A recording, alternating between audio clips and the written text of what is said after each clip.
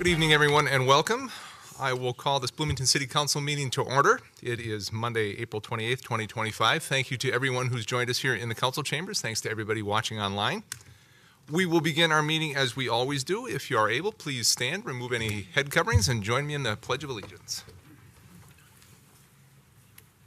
I pledge allegiance to the flag of the United States of America and to the republic for which it stands, one nation under God, indivisible, with liberty and justice for all.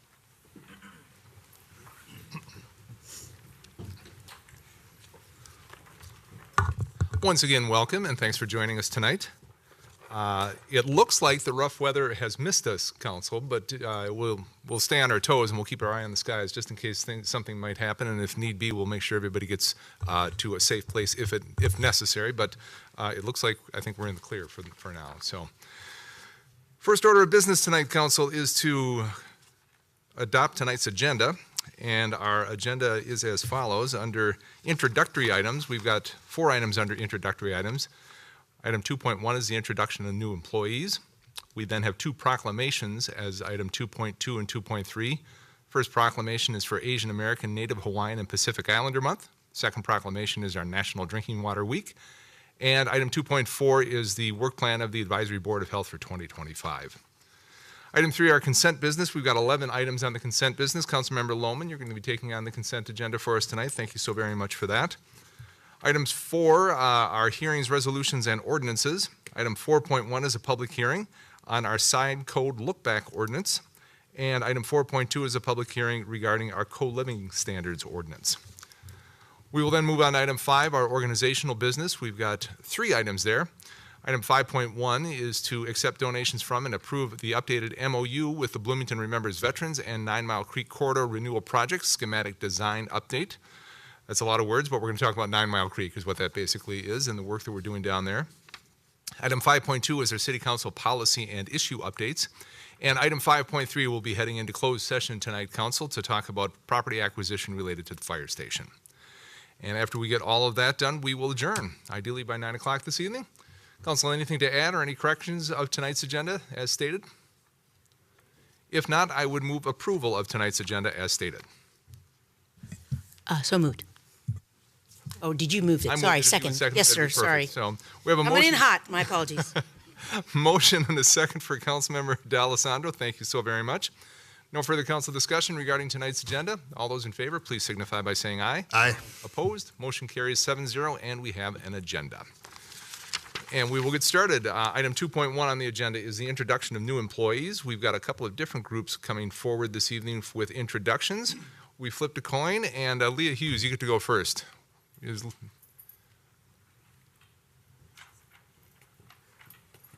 Good evening and welcome. Good evening, Mayor, City Managers, and Council members. So tonight I am thrilled to officially introduce you to Dakota Kenyon. She is the new Community Health and Wellness Center manager. Dakota was previously the manager of Williston Fitness Center for the City of Minnetonka. Her first day with Bloomington was actually on March 31st, and it's been clear since that day that she's joined us, that is, she is an exceptional fit for this role. Her mindset, work ethic, background, and warm, engaging personality align beautifully with the values and vision we had in mind for this position. So she has hit the ground running. She's been involved in a lot of the design development meetings we had so far since council's approval on the 14th. And with that, I'd like to welcome Dakota to the podium to introduce herself to you. Dakota, good evening. Welcome. Thank you, and thanks, Leah. It's a pleasure to meet all of you officially. A little bit about me professionally. I got my start in campus recreation, so I attended the University of Minnesota and got a bachelor's degree in kinesiology. From there, I got a graduate assistantship to go down to the University of Tennessee. I know there's another alum in the room here, so go Vols. And I there got a master's of science in kinesiology, sport and exercise science, and psychology, motor behavior. So happy to be here. That graduate assistantship was in facilities, so that's where my passion really began. From there, I was the fitness coordinator with the City of Eagan for about 6 years. And from the City of Eagan, I went to the City of Minnetonka to manage their recreation facility, Williston Fitness Center, which is where I was prior to this. A little bit about me personally. I'm spending my time teaching myself hobbies, refinishing furniture, that type of thing. If I wasn't doing that and rescuing furniture, I'd probably have 10 rescued dogs. So I think that's a good thing. Any questions for me? I am eager to be here and involved in this project and so thankful for the opportunity. Well, we're glad to have you here. Thanks for being here this evening, and thanks for the progression from Minnetonka, Egan to Bloomington. I think that's just natural, so well done. We're very, very glad to have you here. Thank you. Thank you. Next up, we have a number of introductions in public health. I'm going to call on Dr. Nick Kelly. I think I'm going to call on Dr. Nick Kelly. There he is. Yes. Good evening and welcome, Dr. Kelly. Good evening, Council, Mayor. We have several staff we are introducing tonight, and as public health staff, we are often very forward-leaning. So most of our staff saw the weather and were like, I'm going to jump in virtually tonight. So we are going to pull them up and see who we were starting with.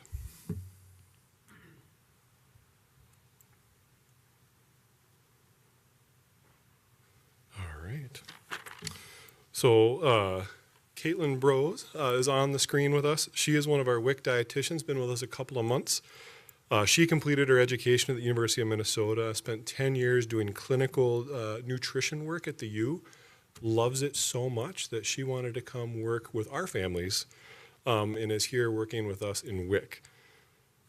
So, Caitlin? Albeit virtual today.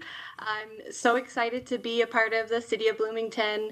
I have been so impressed with the focus on equity, inclusion, and I just feel so grateful to be a part of the team and very eager to start my work here. Thank you. Thank you for joining us. We're very glad to have you on board. Welcome.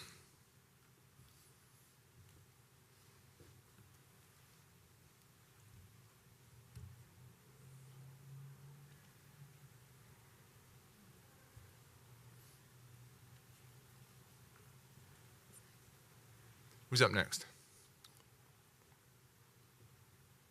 All right.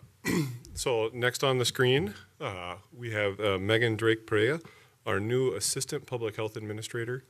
Really thrilled to have her joining our team. She brings a wealth of experience at local level, at the state level, and most recently at the national level. She comes to us with just a wide breadth of experience, and as an avid biker and paddleboarder, she's very excited to be exploring the wonderful park and rec system we have. So Megan. Good evening, Megan. Welcome. Good evening. Thanks for having me. Really excited to be here, and thank you, Nick, for the introduction. Glad to have you on board. Thank you for being here with us virtually tonight. Thank you.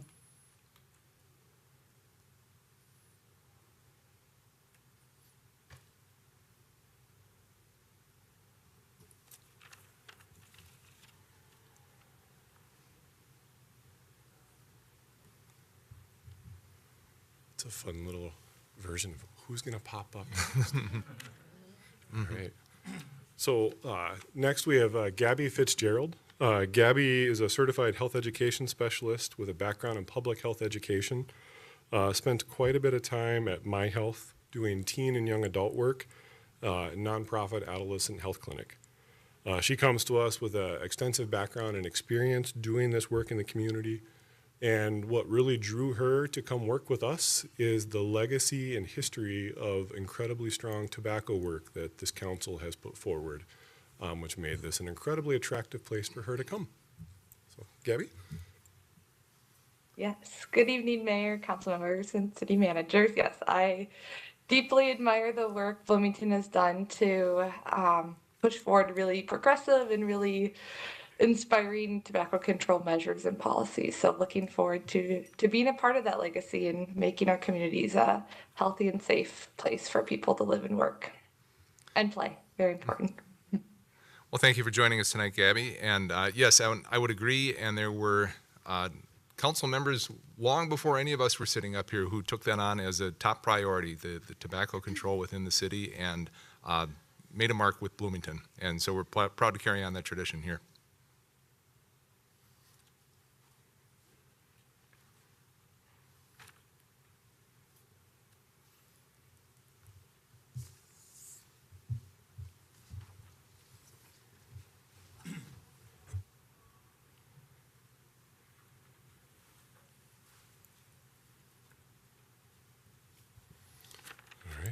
So we have Nadira Muhammad joining us. She is one of our new staff working on substance prevention work.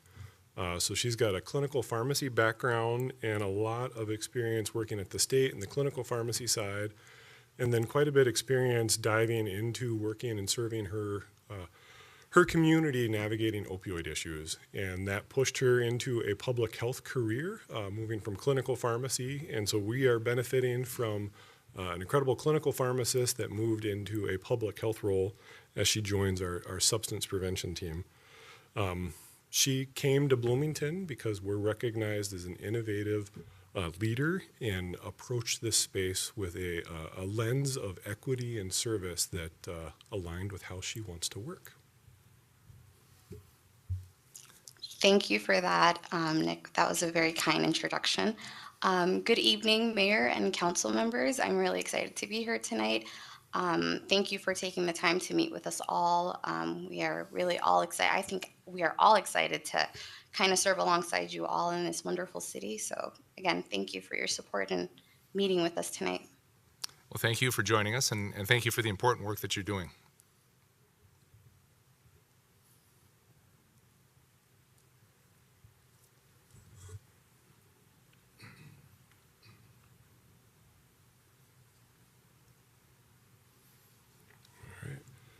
So this is Samia Ahmed.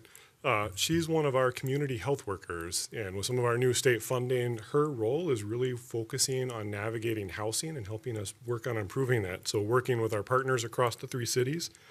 So she loves diving in and supporting residents, navigating the complexities of housing, and loves the reality of working here. And in her free time, she stays busy as a mom of 8 and a longtime Minnesota resident.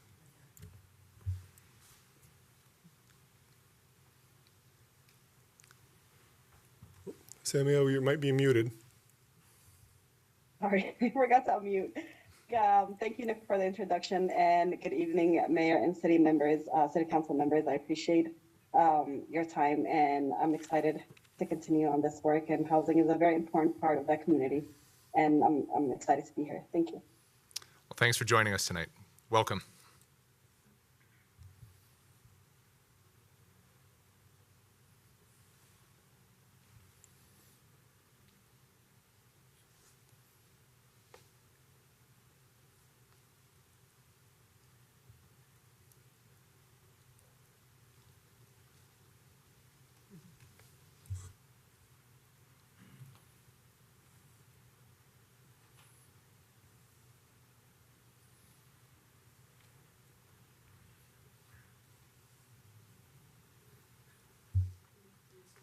We need you to dance a little bit, I think, Nick.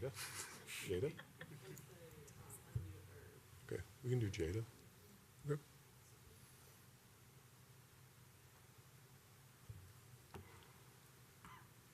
Jada, are you good to go? I am here, but I can't seem to get my camera on.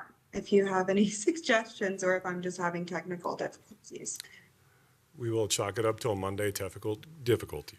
So I'd like to introduce you all to Jada McDonald. Jada came to us out of the University of Iowa with a strong background in maternal health, women's health, and some social justice. She came up here really looking to move and start her career in a place that is investing in public health. So Minnesota was a target for her looking for employment. And we were fortunate that she chose to work with us. She's part of our substance prevention team, really focusing on well-being and improving our community. Jada? Yes, thank you so much, and good evening all. I'm really excited to be a part of this community, and I've already learned so much from just the community here and my colleagues and coworkers. So I really appreciate it, and I'm excited to get into the recreation in Minnesota, get into the lakes, and I joined the Bloomington Pickleball League, so maybe I'll see some of you there. But again, thank you so much for introducing me to this community. Well, welcome to our community. We're glad to have you. Thank you. I think that is this Marion. So we'll introduce you all to Miriam Cilio. Miriam is one of our community health workers working with us. She comes to us with a background really working with older adults in navigating healthcare journeys. She is incredibly passionate about working with our young families as they navigate life with kids and moving forward and supporting their well-being. So she's excited to join our team and be part of that work. So Miriam? Thank you so much for the introduction, Nick. Good evening to you all. In my role as a community health worker, I've loved spending the last 7 months helping community members navigate resources and access the support they deserve. It's been an incredibly meaningful experience, and I'm excited to continue serving Bloomington. Well, welcome. We're very glad to have you on board. Thanks for being with us tonight. Appreciate you all accommodating our flexibility with the schedule, and just an incredible kudos to Caitlin for making all the magic. Absolutely. And I do want to say, and I say this to all of our new employees when we bring them on board, and we introduce them for a reason. We want them to be introduced in front of the council, but also so that members of the public can see these folks. And it's important because in so many cases, our public employees, our public health folks, our public works folks, our park and rec folks, they're the face of the city of Bloomington. It's not the mayor and our city council members. It's the folks that interact and work with people every single day. And it's especially the case with our public health employees. They do outstanding work. They do important work. And the reality is that, as I said, they are the face of Bloomington, and with that comes with a lot of responsibility, because it's you are representing an entire community. And so to all the folks that we met this evening, we're very glad to have you on board, and no pressure at all, but you're the face of the community now, and we're looking forward to having you represent us in so many different ways. So welcome to all of you, and thank you for being with us tonight.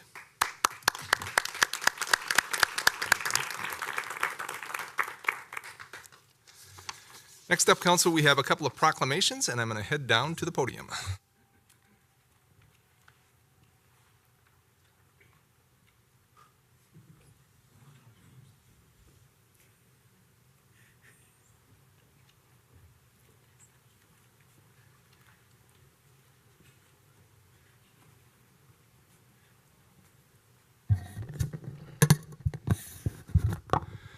So our first proclamation is for Asian American, Native Hawaiian, and Pacific Islander Heritage Month, which is the entire month of May, the 1st through the 31st.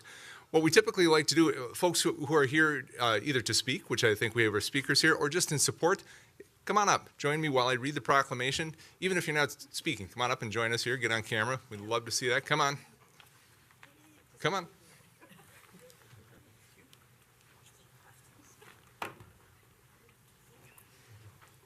Camera's right up there, so smile and wave. Everybody can see it. There you go. There you go.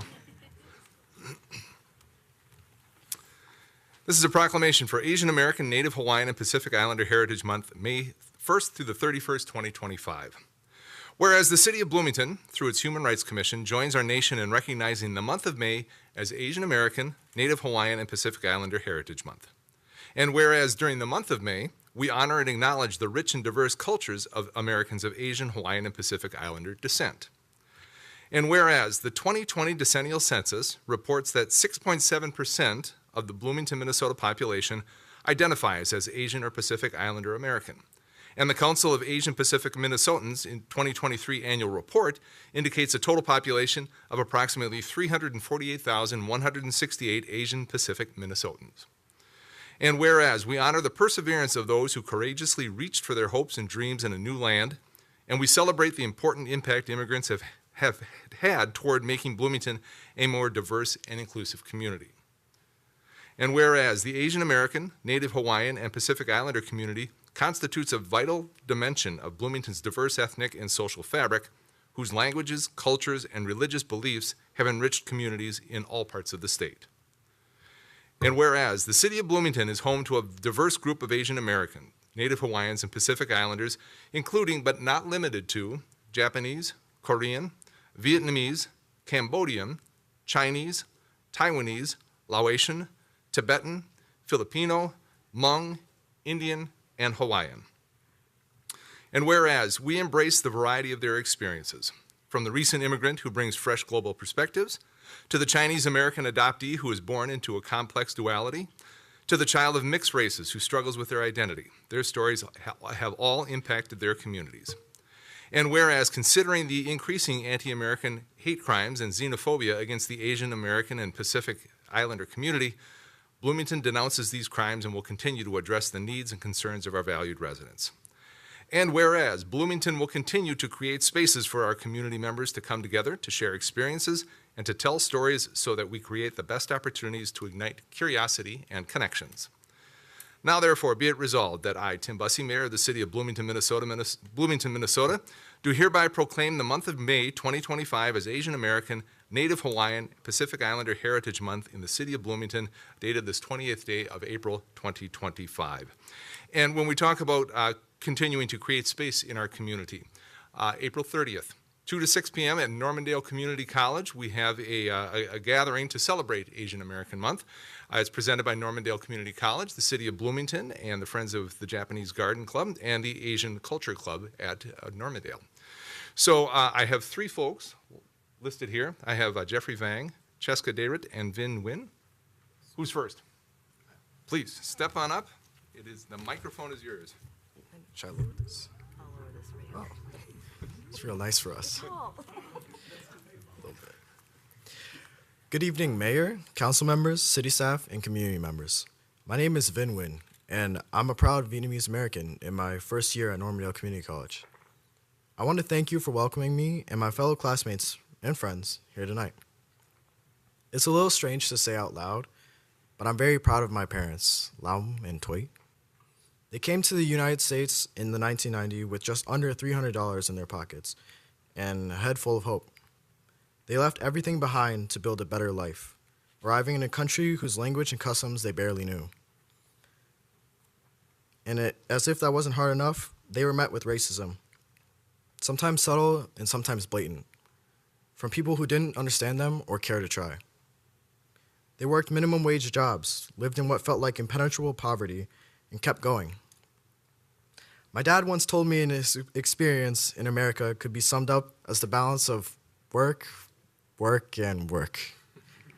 It took years before they found stability, but through it all, they never stopped believing in the dream that in this country, you can carve your own path, that you can struggle into success. For my parents, success didn't mean luxury. It meant coming home to a warm dinner with family. It meant being able to remember their home country through food, through faith, and through friends. My mom worked in nail salons since the day she arrived. One of her first jobs was right here in Bloomington. Through her work, she found connection. She met other Vietnamese immigrants who became lifelong friends. There's a deep community within the nail industry and a home away from home, and for my family, it made all the difference. Even though America was so different from what they once knew, they found comfort in the small things.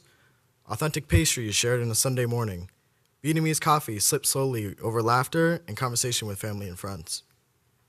So yes, I'm proud of my parents, not just for what they overcame, but for the life they built, and for the joy that they carved out of that. That's why this proclamation matters. It's a reminder that Bloomington stands for all its people, immigrants or native-born, Asian or otherwise. It's a declaration that this city sees us, values us, and celebrates the contributions of our Asian American communities. On behalf of my family and many others, thank you to Normandale College and Foundation, the City of Bloomington and its community, for giving us a voice and a platform. Because of your care and commitment, we're not just surviving, we're standing here, proud, seen, and heard. Thank you.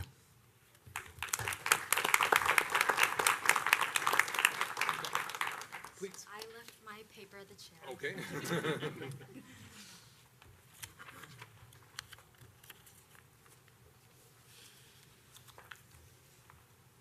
Oops.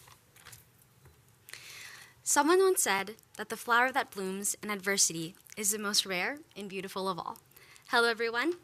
Mayor, council people. My name is Cheska Dayrit, and yes, I do live in Chaska. I'm a proud Filipino Normandale student, and tonight I'd like to take the time to acknowledge and recognize the economic and cultural contributions of the Asian American, Native Hawaiian, and Pacific Islander, or AANHPI, communities right here in Minnesota. This community has bloomed beautifully and grown powerfully over the past century. Many AANHPI immigrants and their descendants have built thriving businesses that are vital to our local community. So think St. Paul's Hmong Village, Eat Street in Minneapolis, and Asia Mall in Eden Prairie. They're more than just places where we eat and shop. They're cultural hubs that create jobs and invite us all to experience the rich flavors and traditions of Asia and the Pacific Islands. We also see the impact in our farmers markets, where Hmong farmers are a cornerstone, bringing fresh produce and traditional herbs that have become an everyday essential for many Minnesotans. Their dedication and connection to the land have reshaped the way we eat and live. In the fields of STEM and medicine, AANHPI professionals are leading innovation. The Filipino community have a long and proud history in nursing. And many AANHPI researchers at institutions like the Mayo Clinic and engineers in Minnesota's medical device industry are shaping the future of health and technology. When it comes to civic engagement, organizations like the Coalition of Asian American Leaders are leading the way, advocating for just and equitable policies. We're inspired by trailblazers like Senator Fong He, Representative Samantha Sensormura, and Senator Mai Moa, leaders ensuring our voices are heard in the halls of power. And right here in the city of Bloomington, we're proud to have local leaders like Councilmember Moa and Interim City Manager Elizabeth Tolzman.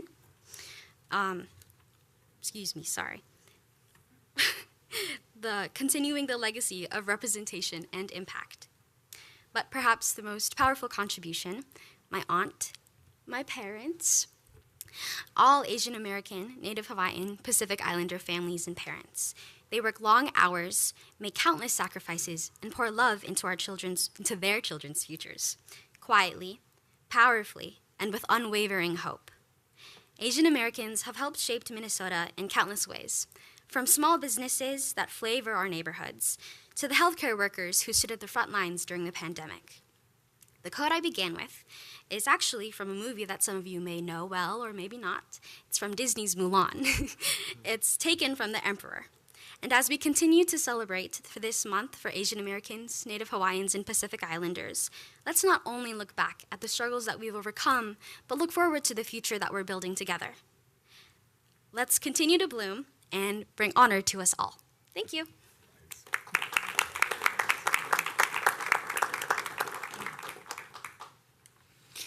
Hello, everyone. I just want to say I hope you've all been having a good day. It's cloudy, very cloudy for some reason.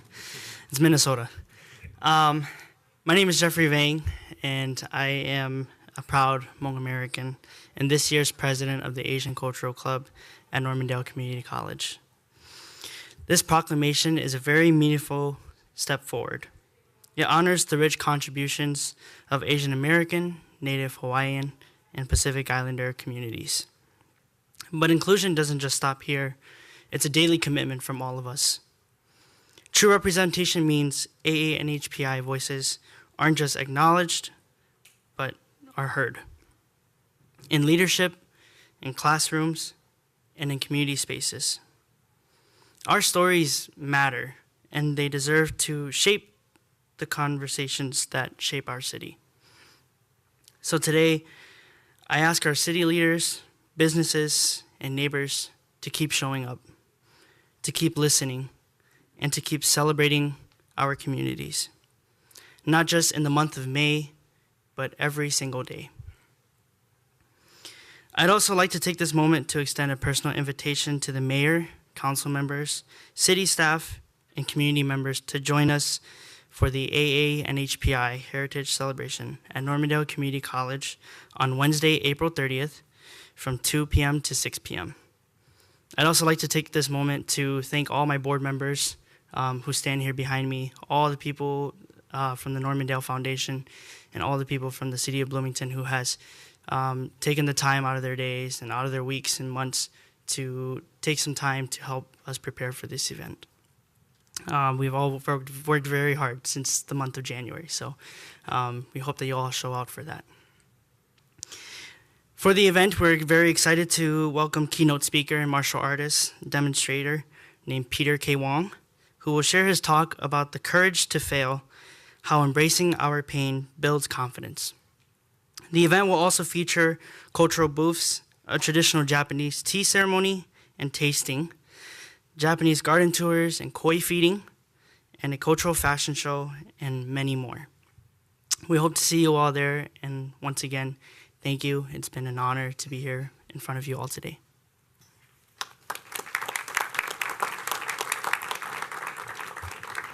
Thank you all so very much for your words. Outstanding job, and I just so appreciate your words of unity and moving forward. And anybody who can quote Mulan is great by my in my. So let's get a picture. Elizabeth and Saudi, you want to join us for the picture? Yes. Get down here. Why don't we all step this way so we can get everybody into it? Of course. Oh, gosh, look at I'm already snapping pictures. No, I don't need to. It's okay. Squeeze in.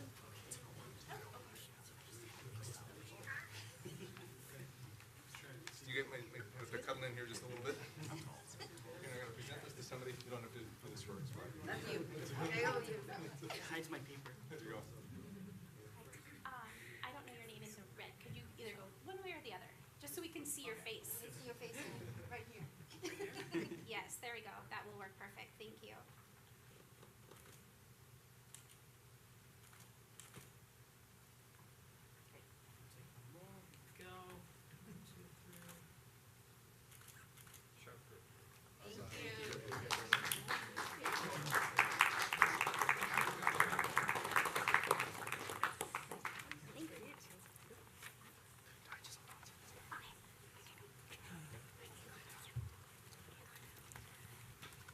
I can push this up for you again.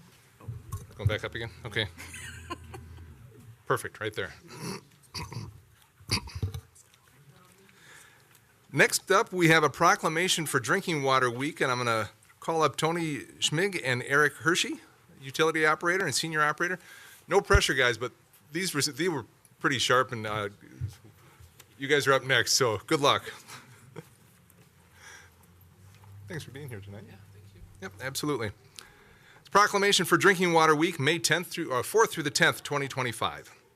Whereas water is our most valuable natural resource, and whereas only tap water delivers public health protection, fire protection, support for our economy, and the quality of life we enjoy.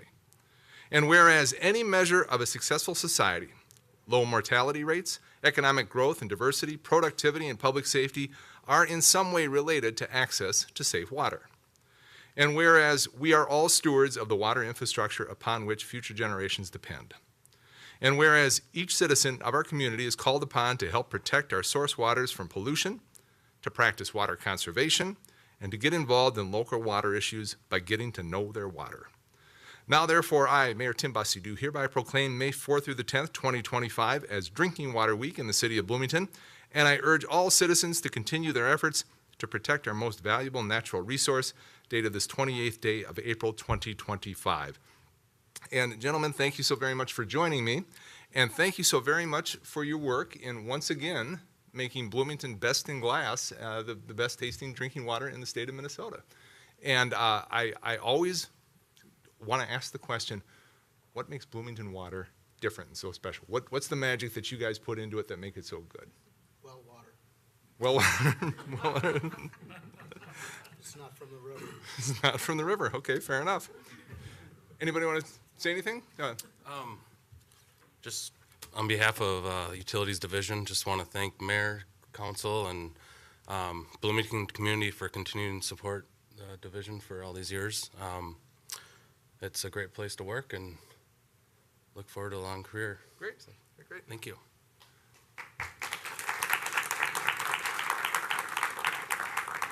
And I can say of so many people that I talk to, they bring up water in Bloomington. And usually they live in different communities and they bring up how good the water is here in Bloomington. It's a testament to you guys, so well done. Thank you so very much. Let's present this, make it official. We'll do the grip and grin.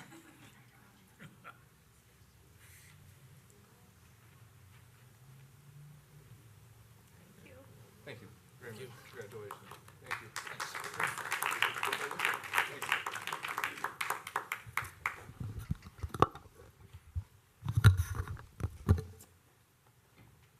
you. Mr. Mayor, when are we going to see the Drippy again? What's the guy's name? Drippy, right? It's the second year in a row he hasn't graced us with his presence. Sad. We will put out the call. I think it's Willie Waters. Willie Water. That's why I asked. I didn't know the answer. Put out the call for Willie Water for next year. That's Willie Water. Expectation. I'm sure.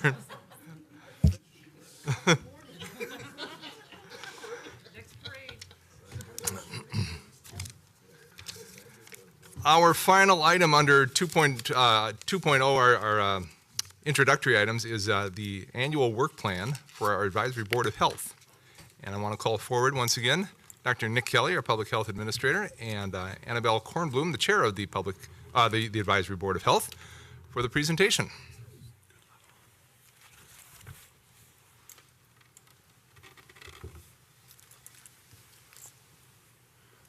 Good evening. Welcome back, Dr. Kelly. Good and Mayor and council members. Annabelle, good to see you again. She helped out at the Diamond Service Award. Yes, thank you for doing that. Appreciate that. Thank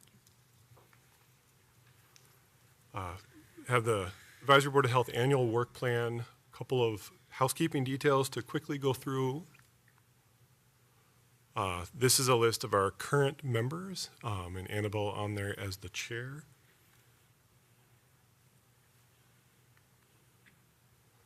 And then I serve as the staff advisor. Nevo is our board secretary. And then Councilmember Carter is our SHAC representative. And Annabelle will give you more of the details. In 2024, we made a recommendation to focus on youth health when it comes to cannabis policies due to concerns such as impaired brain development.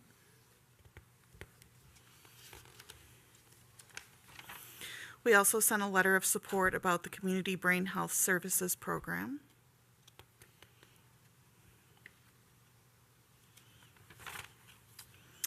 And then in 2025, we have an interest in doing more. In January, we had the SHIP Partners update, reviewed and approved the 25-26 calendar, reviewed and approved the 2024 annual report and the work plan. And then in February, we had environmental health updates, approved the 2024 report and plan. March was the housing update, mental health, and peer support. We had a division update in April. And then in May, we are going to do the joint advisory board of health meeting with Edina and Richfield with a focus on mental health. And then in June, we've got the division and community partner update, the community resource team, community support, and then reviewing the public health annual report. In September, insurance accessibility, CHWC update, emergency preparedness. October is mental health and substance use prevention, and homelessness and housing support. And then in November, we have mental health and substance use prevention, community partner update, and in December, joint housing update and division update.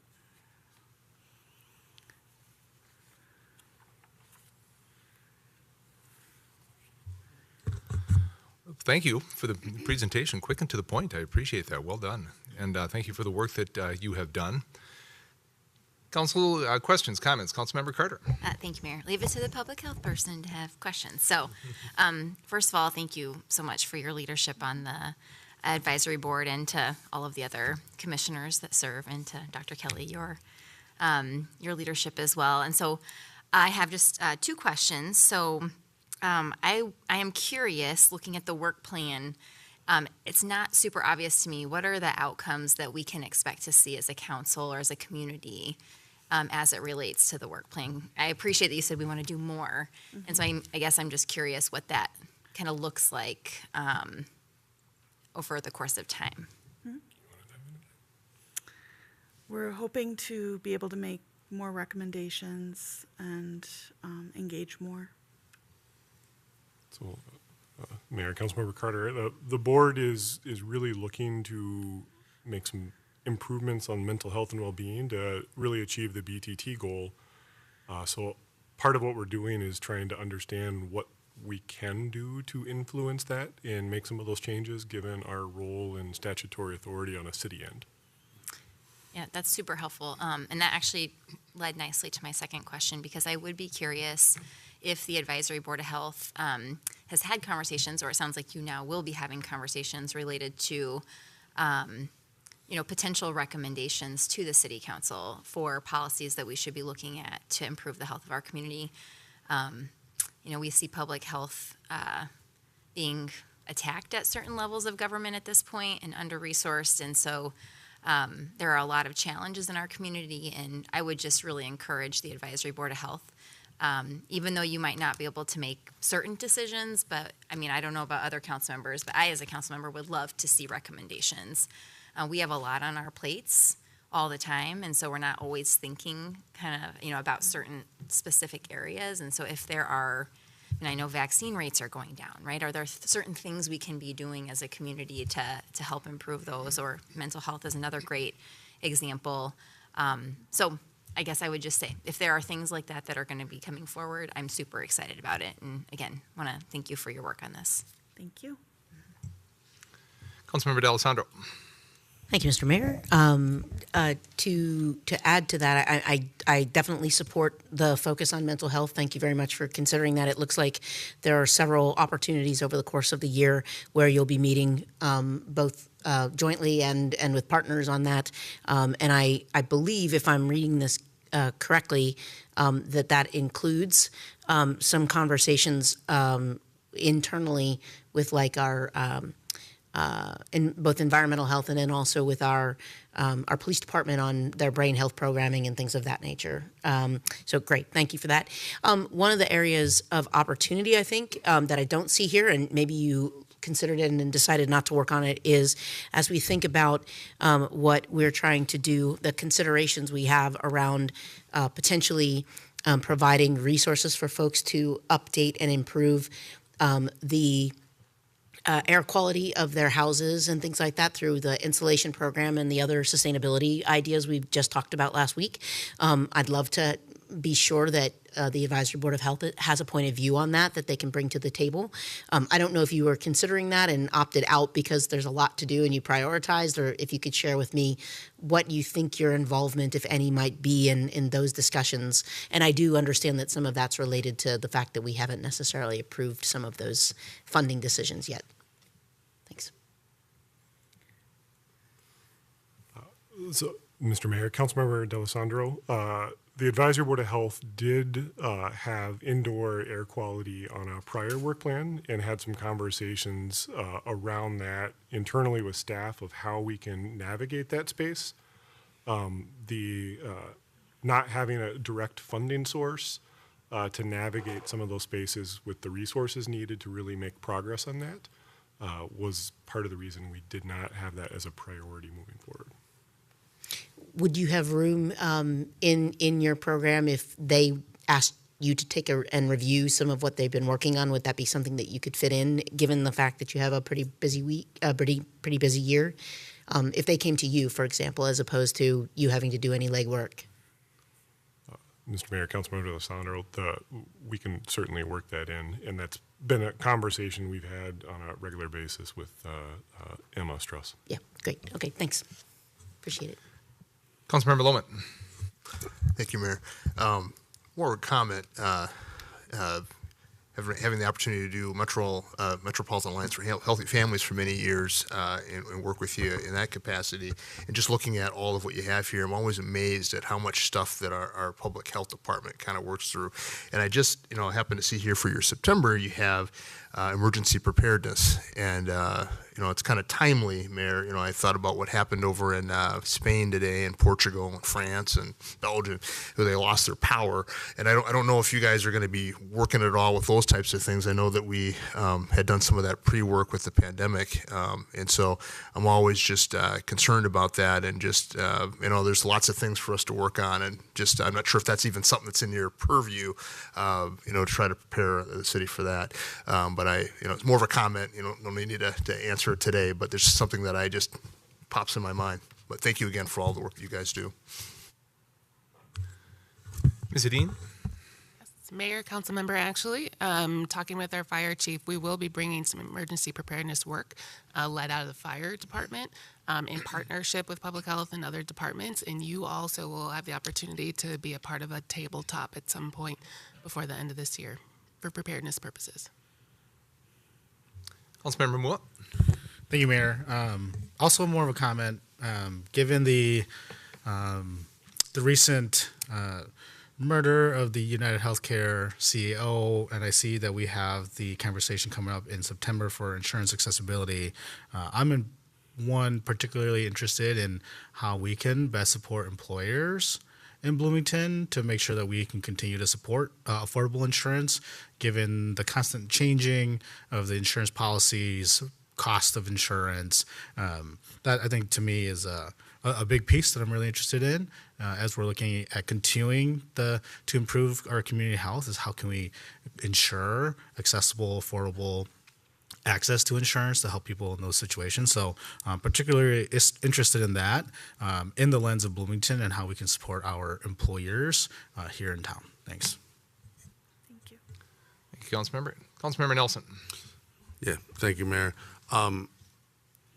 Obviously, the funding environment is dynamic for you guys right now, and one of the things that I've always been impressed with about the department or the public health department is that you rely very strongly on grant funding and not public property tax funding for your programs. And so could you just talk to a second about the risks you're seeing in that environment and some contingency planning and what things you might be challenged with, so that at least they're on our radar as decision makers, because I know that I have to believe that's a big concern right now. Mr. Mayor, Councilmember Nelson, we work very closely with finance and the city manager's office as we look at our budgets and process. About 70% of our budget is contracts and grants. We are fortunate to have a very good mix. About 25% of that is federally funded. We have very strong support from our state of Minnesota and some of the reimbursements and other processes we have. So we are continuing to balance that and look at that. If we see continued major changes, we will keep adapting to that, working with the city manager's office and seeking input on how to navigate that. Council, any additional questions, comments?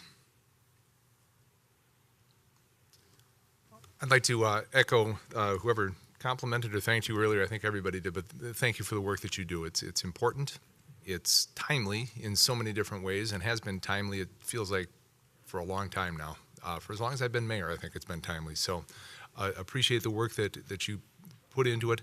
Appreciate the work that you've done putting together the staff that you have, Dr. Kelly, because the folks that we met today, the folks that I've been there for a long while, I know are an outstanding group, and I know how well you all work with our counterparts at the state level. I know how well you serve the cities of Richfield and Edina, and I appreciate the advisory board of health and the guidance and the leadership that you provide to the department and to Dr. Kelly and to all of us just in general with the goal of maintaining a healthy community, which is an important part of what we're trying to accomplish here. So thank you so very much. As I have said, Council, before or after all of the presentations that we've received, this is part of our city charter. Our boards and commissions are required to come in front of us annually and report on their previous year's work and present a work plan for this year, and so appreciate what we've heard today. And with that, Council, I would look for a motion to adopt the 2025 Advisory Board of Health Work Plan as attached to the City Council packet. So moved. Motion by Councilmember Carter, second by Councilmember D'Alessandro to adopt the 2025 Advisory Board of Health Work Plan. Any further council discussion on this? Hearing none, all those in favor, please signify by saying aye. Aye. Opposed? Motion carries 7-0. Thank you both very much. Thank you.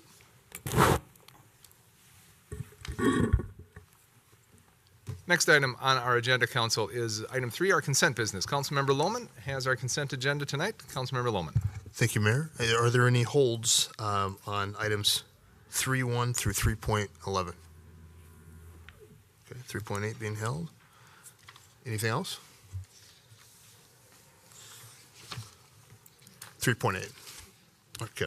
So then I'm going to go ahead and move 3.1 through 3.7 and then 3.9 through 3.11. Second. Motion by Councilmember Lohman, second by Councilmember Mua to accept tonight's consent business as stated. No further council discussion on this? All those in favor, please signify by saying aye. Aye. Opposed? Motion carries 7-0. So then, Mayor, One hold at item 3.8. and that, Councilmember Rivas. I just have a comment, not holding it for anything. I just want to reiterate that I disagree with the decision that the council made on regards to hiring the search company for the city manager. I think it is the wrong decision. It was made already, but I just wanted to voice my opposition to it. That's it. Thank you. Thank you, Councilmember. Councilmember Lohman. well, Mayor, I think we'll go ahead and, If you would move the item. I'll go ahead and move this, yeah. Thank you. I'll go ahead and, see if I got the appropriate number. Thank you very much. I appreciate that. Mayor, I'll move to authorize the appropriate officials to enter a contract with Mosaic Public Partners, LLC. Second. Motion by Councilmember Lohman, second by Councilmember Mua. On item 3.8 on our consent business, that's the authorization to contract services with Mosaic Public Partners for our executive search firm for our city manager position. No further council discussion on this? All those in favor, please signify by saying aye. Aye. Opposed? Motion carries 6-1 with Councilmember Rivas in opposition on item 3.8. Thank you, Councilmember Lohman. Moving on to item 4, our hearings, resolutions, and ordinances. We have 2 to this evening, 2 public hearings. Our first public hearing is item 4.1. This is regarding our sign code lookback ordinance. Nick Johnson, our planning manager, is here. Yep, raise the table up. It's getting a workout today. Uh-oh, might have worn the batteries out. Uh-oh. Did you break it, Nick? Okay, it's as high as it's going to go. Oh, I'd be careful.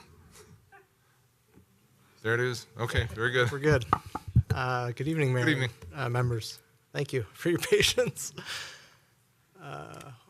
We'll start with the slideshow, but as we do introduction here, just to remind everyone, I believe you're all on the board in February of last year when we adapted the new sign code, so thank you for your patience in working through all the granular detail of that. There certainly was a lot of long study sessions and public hearing for that one. So if you recall, as part of that process, what we presented to you and made a commitment to the public as part of that process was to do a one-year evaluation following the adoption of that new policy. And so this project that was added to the 2025 Planning Commission Work Plan represents the fulfilling that commitment of doing the look back at the last year under our new sign code. So we'll provide you just a little bit of background on about that process, and then I'll go into an overview of the ordinance itself, the recommended changes that the Planning Commission is putting forth before you. We're going to do it in somewhat of a format that's similar to miscellaneous issues ordinance. If you recall, we have many, many different little tweaks and changes. Some are more cleanup oriented, some are more policy oriented. So that's how we'll present that to you and spend more of our time on the items that we view as more policy changes. And then just a refresher reminder about outreach and engagement, about signs in general, and about the process we went through previously. And then we'll present the Planning Commission recommendation. So just to provide a little bit of background, I mentioned, so this new sign code has been in the wild now for a little bit over a year. In 2024, we issued 66 sign permits with the new ordinance. We didn't have any sign variances in 2024. We haven't had any this year. We've reviewed and approved 33 sign permits so far this year. So all of the data and kind of the anecdotal feedback that we're getting from the sign installers and the businesses so far is positive. If it were not, it would be reflected in some of the recommendations around this ordinance, as well as the potential for sign variances or requests for PD flexibility around signage in the past year. And certainly, things are going to shake out more over time than just a single year, but this is the data that we can present to you. And I did check in with all of the planning staff who are more intimately involved in the sign permit review and approval process to collect this qualitative data. So that's the feedback we're getting so far. To give you just a refresher about the process that we've gone through with respect to these changes. So in this ordinance, we're going to be presenting 15 recommended changes to you, recommended by the Planning Commission. The way that we generated this list had to do with effectively creating a brainstorm list as staff was in the ordinance, working through actual live situations with businesses, with various properties throughout Bloomington. When you're knee-deep in the code as opposed to theoretical situations with real situations, you tend to notice some of these opportunities for improvement or enhancement or things that are missing in the policy. So in effect, for the last year's worth of time, staff has had a tracking list of potential improvement opportunities that we've had for this code.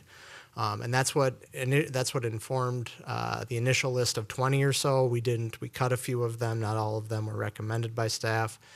We presented 16 potential changes to the Planning Commission in January of this year in a study session format. The Planning Commission supported 15 of the 16 changes recommended by staff. So that was completed in January. We moved ahead with the public hearing aspect of the process that took place on March the 27th. I can provide more feedback. And then we're here before you this evening under a public hearing to present the ordinance changes.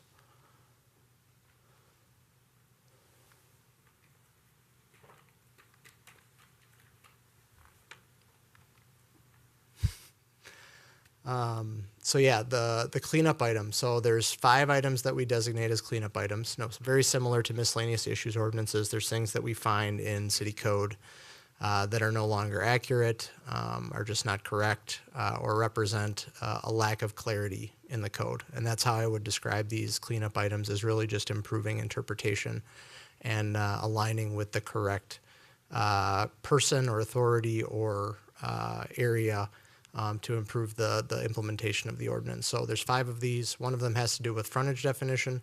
The ordinance uses both building and lot frontage as metrics to inform the amount of sign area that you get in different ways.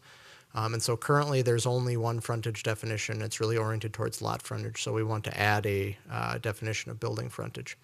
Related to this, there are currently no graphics describing how the city will measure building frontage. As you can imagine, there's many uniquely shaped buildings throughout Bloomington, excuse me. So you need graphics to kind of visually describe how that process will lay out, and that's what item 2 includes. Item 3 has to do with the fact that freestanding signs typically are, the allowance for the number of them are done on a per public street frontage basis. And so when you have a sign that's located and oriented towards an intersection of 2 public streets, it can get staff and the property owner into a little bit of an exercise of which lot frontage does this actually apply to. So this one is just clarifying kind of a long-standing internal approach to dealing with signs that are more oriented towards the corner. Item 4 references the Public Works Director, would be changing that to the city engineer position. And then item 5 has to do with video signs on threats to traffic safety in terms of who makes that determination. Right now, it leaves it kind of silent, and this would just clarify that the city engineer is the one who clarifies what is safe from a traffic safety perspective. So these are the cleanup items. I can pause if there's questions for all these, and I should have mentioned that I actually have an individual slide for all 15 of these items. So what I would propose is to just go through them in more quicker fashion, and then if you have specific questions about those individual ones, I can pull up the specific language. Council, any questions on these cleanup items? Nope. I don't think so. I think we're moving on. All right, thank you, Mayor and members. So getting to the policy changes, getting more to the meat of what's in the ordinance. So currently, roof integral signs, those are sign types that are actually built typically into a mansard roof or that type of roof on a commercial building. You can see a picture of it there in the McDonald's. Our code would consider this a roof integral sign. Right now, the code is silent. It's neither a prohibited sign type or a permitted sign type, so this was just an oversight in the first ordinance process. We would propose to add roof integral signs as a permitted sign type in all 5 sign districts. So that's item 6. Item 7, roof signs. This represents a more significant change from previous city policy. The previous sign code and the new sign code currently prohibit roof signs. We have had inquiries for roof signs on a few occasions. One of them resulted in a master sign plan application by AC Hotel to put that cube on top of that property, which was allowed through the master sign plan process, which is limited to South Loop. But in reviewing this further, we really think this is a bit of a missed opportunity in terms of trying to create more iconic or visually interesting commercial and other property types. So the ordinance would recommend adding roof signs in the class 3, 4, and 5 sign districts, which is effectively commercial, industrial, and mixed-use properties. Signs on residential fences. This is another area where the code is relatively silent on whether signs are allowed to be mounted on fences. The Planning Commission felt there should be allowances to do so on commercial or industrial properties, but not residential properties. So the ordinance reflects that guidance. I can get into more of the specifics and the concerns on signs on fences if need be. Item 9 has to do with the size of freestanding and directional and incidental signs. So you see directional signs often littered throughout kind of large campus type properties. Some of them do involve large truck traffic, where having a slightly larger sign type is more amenable or positive. And so currently the current sign code limits this to 8 square feet. The ordinance would propose to increase it to 12 square feet, which matches allowances for directional signs on buildings. So not a significant increase. Item 10 is connected to item 9 in so much as that currently there's no extra allowance for directional signs in for the CX2 zoning district, which of course is the Mall of America, and other sites plan to be more destination, entertainment, and retail. So given the traffic volumes that are associated with those sites, thinks it makes just more sense to increase the allowance for those sign types at the Mall of America and other sites that have the largest traffic volumes in the city. Just with all the things going on around there, things can get lost. So the ordinance would propose to increase that to 20 square feet. So again, Mayor, I'll pause just in case there's any questions about these 5 items.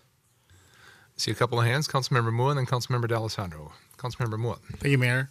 My question is around item number 8, signs on residential fences. Is this specifically just for business type use cases? My concern is around like First Amendment rights. If someone wanted to put a sign up to say whatever they wanted to say, would that be still allowed? Mayor, Councilmember Mua, so it's still allowed on a property. It has to do with non-commercial speech signs. There's allowed 3 per property, just not mounted on a fence. And so one of the challenges, and I can get to the specific language if it's helpful, but one of the challenges with signs on fences is typically they're not properly attached or adhered to the fence in a way that's more permanent in nature. Fences also tend to be located in public easements, so sometimes you'll have fences located within an easement area. The third thing is that sometimes they, if mounted on a fence, can block clear view triangles. Now, obviously, that would be a problematic fence to begin with as well. But I think, fourthly, the other issue just with stuff I'm not as comfortable in, but it has to do with just visual aesthetics and health, safety, welfare type considerations of aesthetics. So we do have allowances for non-commercial speech signs. They certainly can just move it into the yard. Height, that's what I was going to say, I'm sorry. So there is a limitation on the height of non-commercial speech signs at residential properties of 4 feet. So sometimes when mounted on a fence, it can be taller than what the code allows. It's not a significant health, safety, welfare issue. I'd put it more in the aesthetics component of it. But it is one of those issues where you have conflicts with other sections of the code routinely when you have signs on fences, if that makes sense. So I think what environmental health staff would request is that there's just more clear language that signs on fences are not permitted because they're in violation of all these other things, the easement, the height, the location, et cetera, et cetera. Thank you. Yep, I just want to make sure when we're implementing these, we're not infringing on First Amendment rights and that's still being allowed. It's just in a different way that they have to do it. Thanks. Councilmember D'Alessandro. Thank you, Mr. Mayor. Hey, Mr. Johnson. Following up on 8, I was waiting because I thought maybe you might answer my question with Councilmember Mua's question, but mine is a little bit more scenario driven. So if I wanted to paint a mural on the outside of my fence, would that be considered a sign? And if it is a sign because it's painted on, I'm in violation of this, correct? Mayor, Councilmember D'Alessandro, it depends. It depends on whether or not we would consider the sign to be speech. There's some murals of just artwork that wouldn't necessarily meet the definition of speech, I don't think, as how it's defined in the sign code, for the record. And so I think that's a little bit of I definitely would need to get with legal staff on that one just to make sure that we're all in alignment of that. But we do have a mural permit process. The intersection of murals and signage tend to deal with commercial speech, which probably wouldn't be the case at a residential property.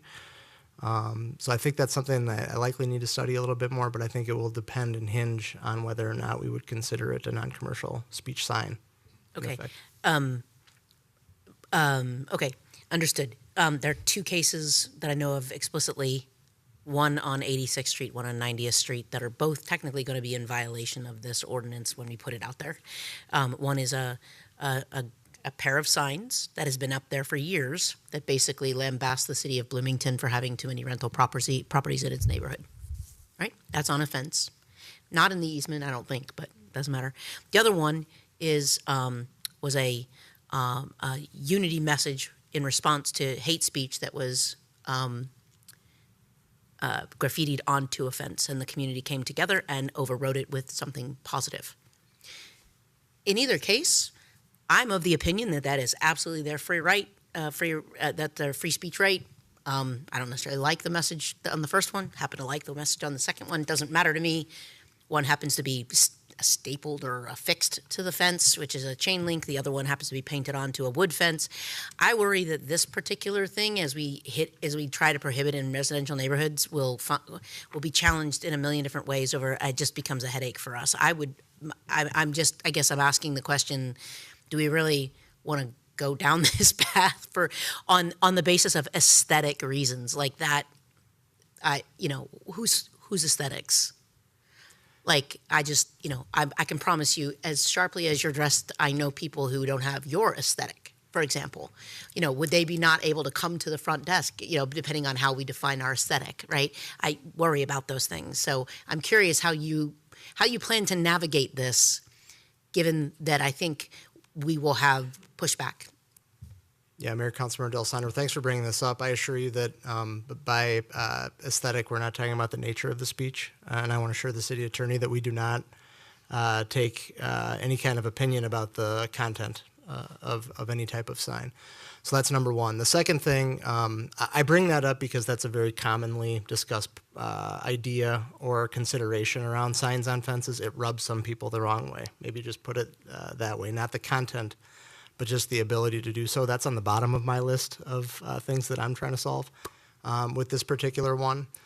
With respect to all of the other code conflicts that signs on fences present, what I would advocate to the properties or anyone who wanted to deliver a non-commercial message within their yard is that they have every ability to do so within their property in the yard. It's just not on a fence. So I agree with you. I don't want the city to be in a situation where we're limiting speech in any way. If that makes sense. Councilmember Lohman and Councilmember Nelson. Councilmember Lohman. So just 2 real quick questions. So then for those commercial for this number 8 that are doing business, would that qualify them, or because they're in a residential area, they would be not allowed to do that, to put something on their fence?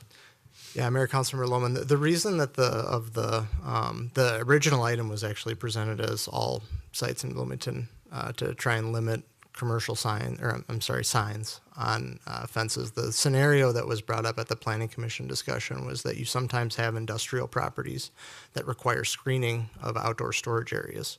And so it actually makes it difficult in some instances to see the building, where a building sign may or may not be more visible, or a freestanding sign, for example.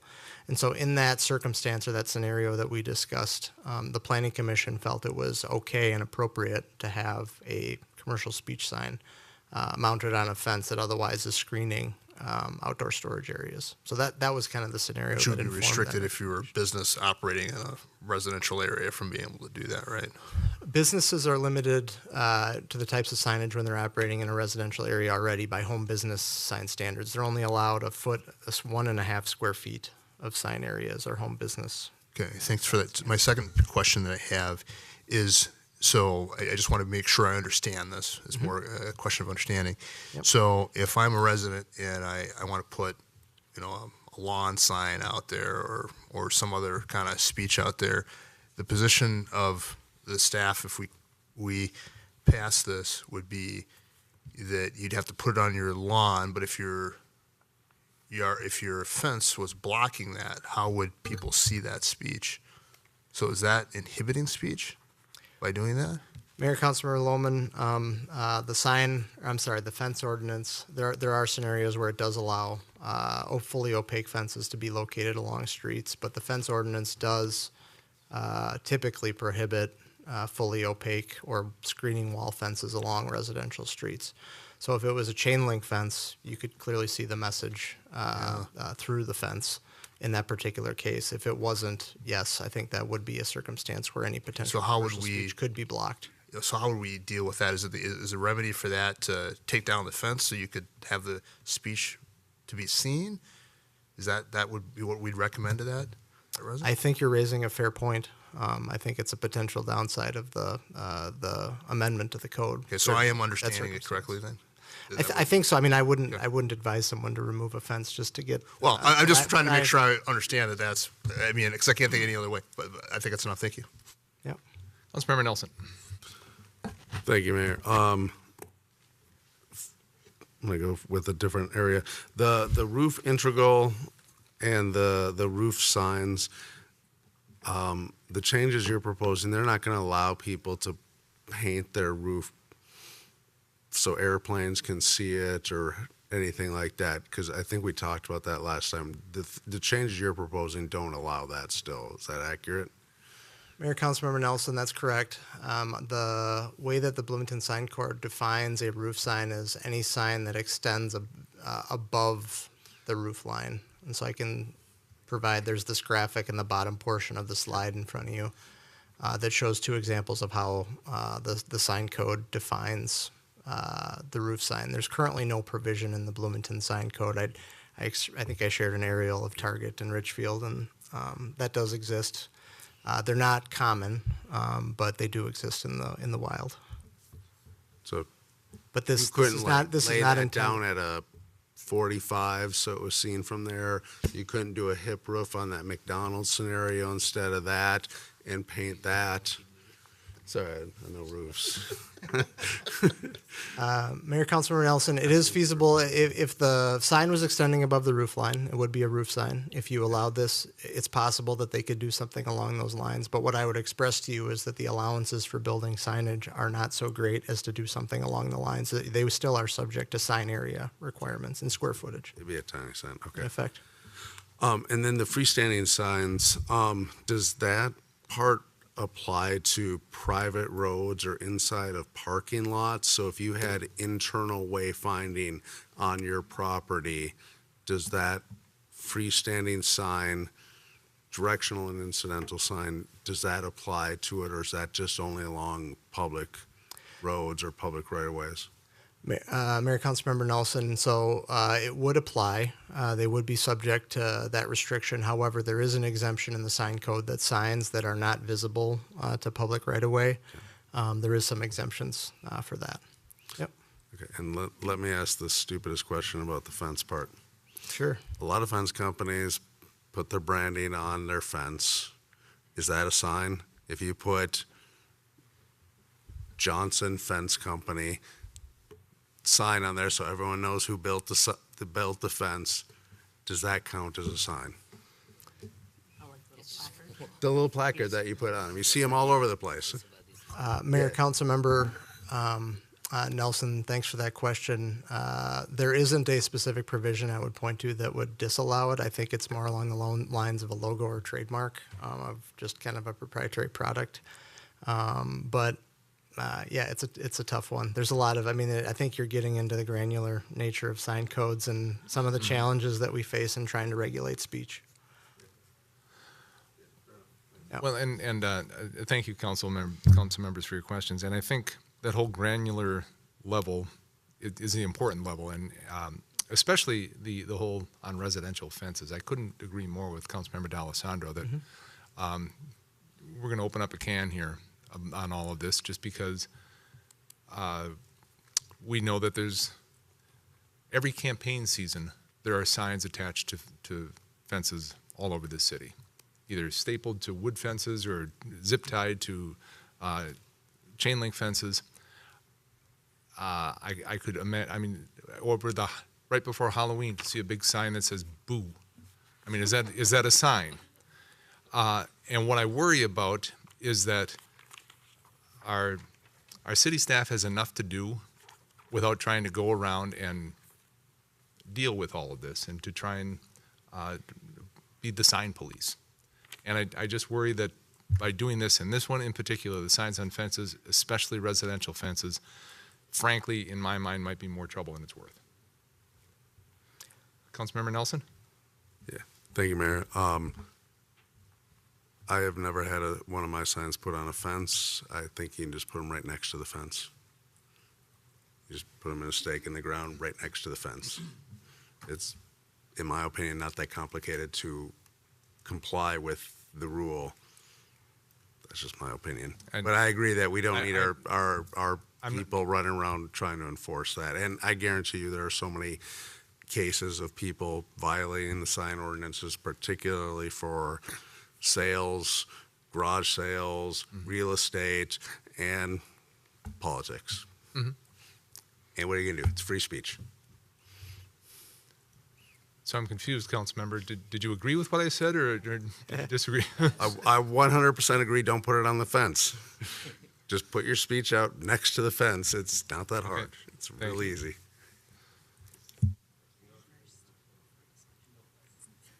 This is a public hearing. Yes, this is a public hearing. Yes. Yes. Yeah, I would agree. Thank you for that. Getting us back on track, Councilmember Carter. We seem to be deep into this now. Thank you, Mayor. Please continue. Yeah, no, thanks for the discussion. I appreciate the feedback. Any other questions about these items? Forgive me. Councilmember Rivas, then Councilmember Nelson. Councilmember Rivas. All right, Councilmember, let's wait until the comment. No, let's wait until the comment period. Okay, sounds good. After our public hearing is. Yep. Yeah, Mayor, I don't have a comment. I have a question. Are we going to discuss the 7-story building sign part of it that was public? Planning Commission did not support, but staff. Next slide. Coming up. So, thank you. All right, I'm seeing two slides away. Yeah, Mayor, this is the last grouping of items contained within the ordinance. So I'm just going to go through these quickly again. Same thing. I have a specific slide for each one if you want to go into detail. So temporary signs for multifamily leasing, we set the level here, and this is for the lease-up period. This is a special temporary sign type for when multifamily buildings open for a 2-year period following CO. They get larger amounts of temporary signage to help with the lease-up. Item 12, Bloomington Ice Garden. Bloomington Ice Garden is not currently listed as one of our high-usage parks and facilities. What our high-usage designation is, if all parks are allowed a 40-square-foot freestanding sign, what the high-usage designation gets you is an 80-square-foot sign and additional other freestanding signs on the property for secondary entrances. So Big is not on this list. I could venture to guess that the Community Health and Wellness Center would be a good candidate for that type of designation in the future. But just a note here for Bloomington Ice Garden, potentially just adding that to that list. Building signs for residential uses in Class 5, we realized that our multifamily buildings in residential zoning districts are allowed 3 signs per building elevation, but the residential portion of a project in a mixed-use zoning district is only allowed 1 sign per building elevation. So this is a discrepancy. We just want to have the same allowance there. The permanent sign construction standards, this is another one I hope is not, typically right now the code is silent on, it's not perfectly silent, but it's not perfectly clear on whether you can have a banner, a vinyl banner, as your permanent business sign.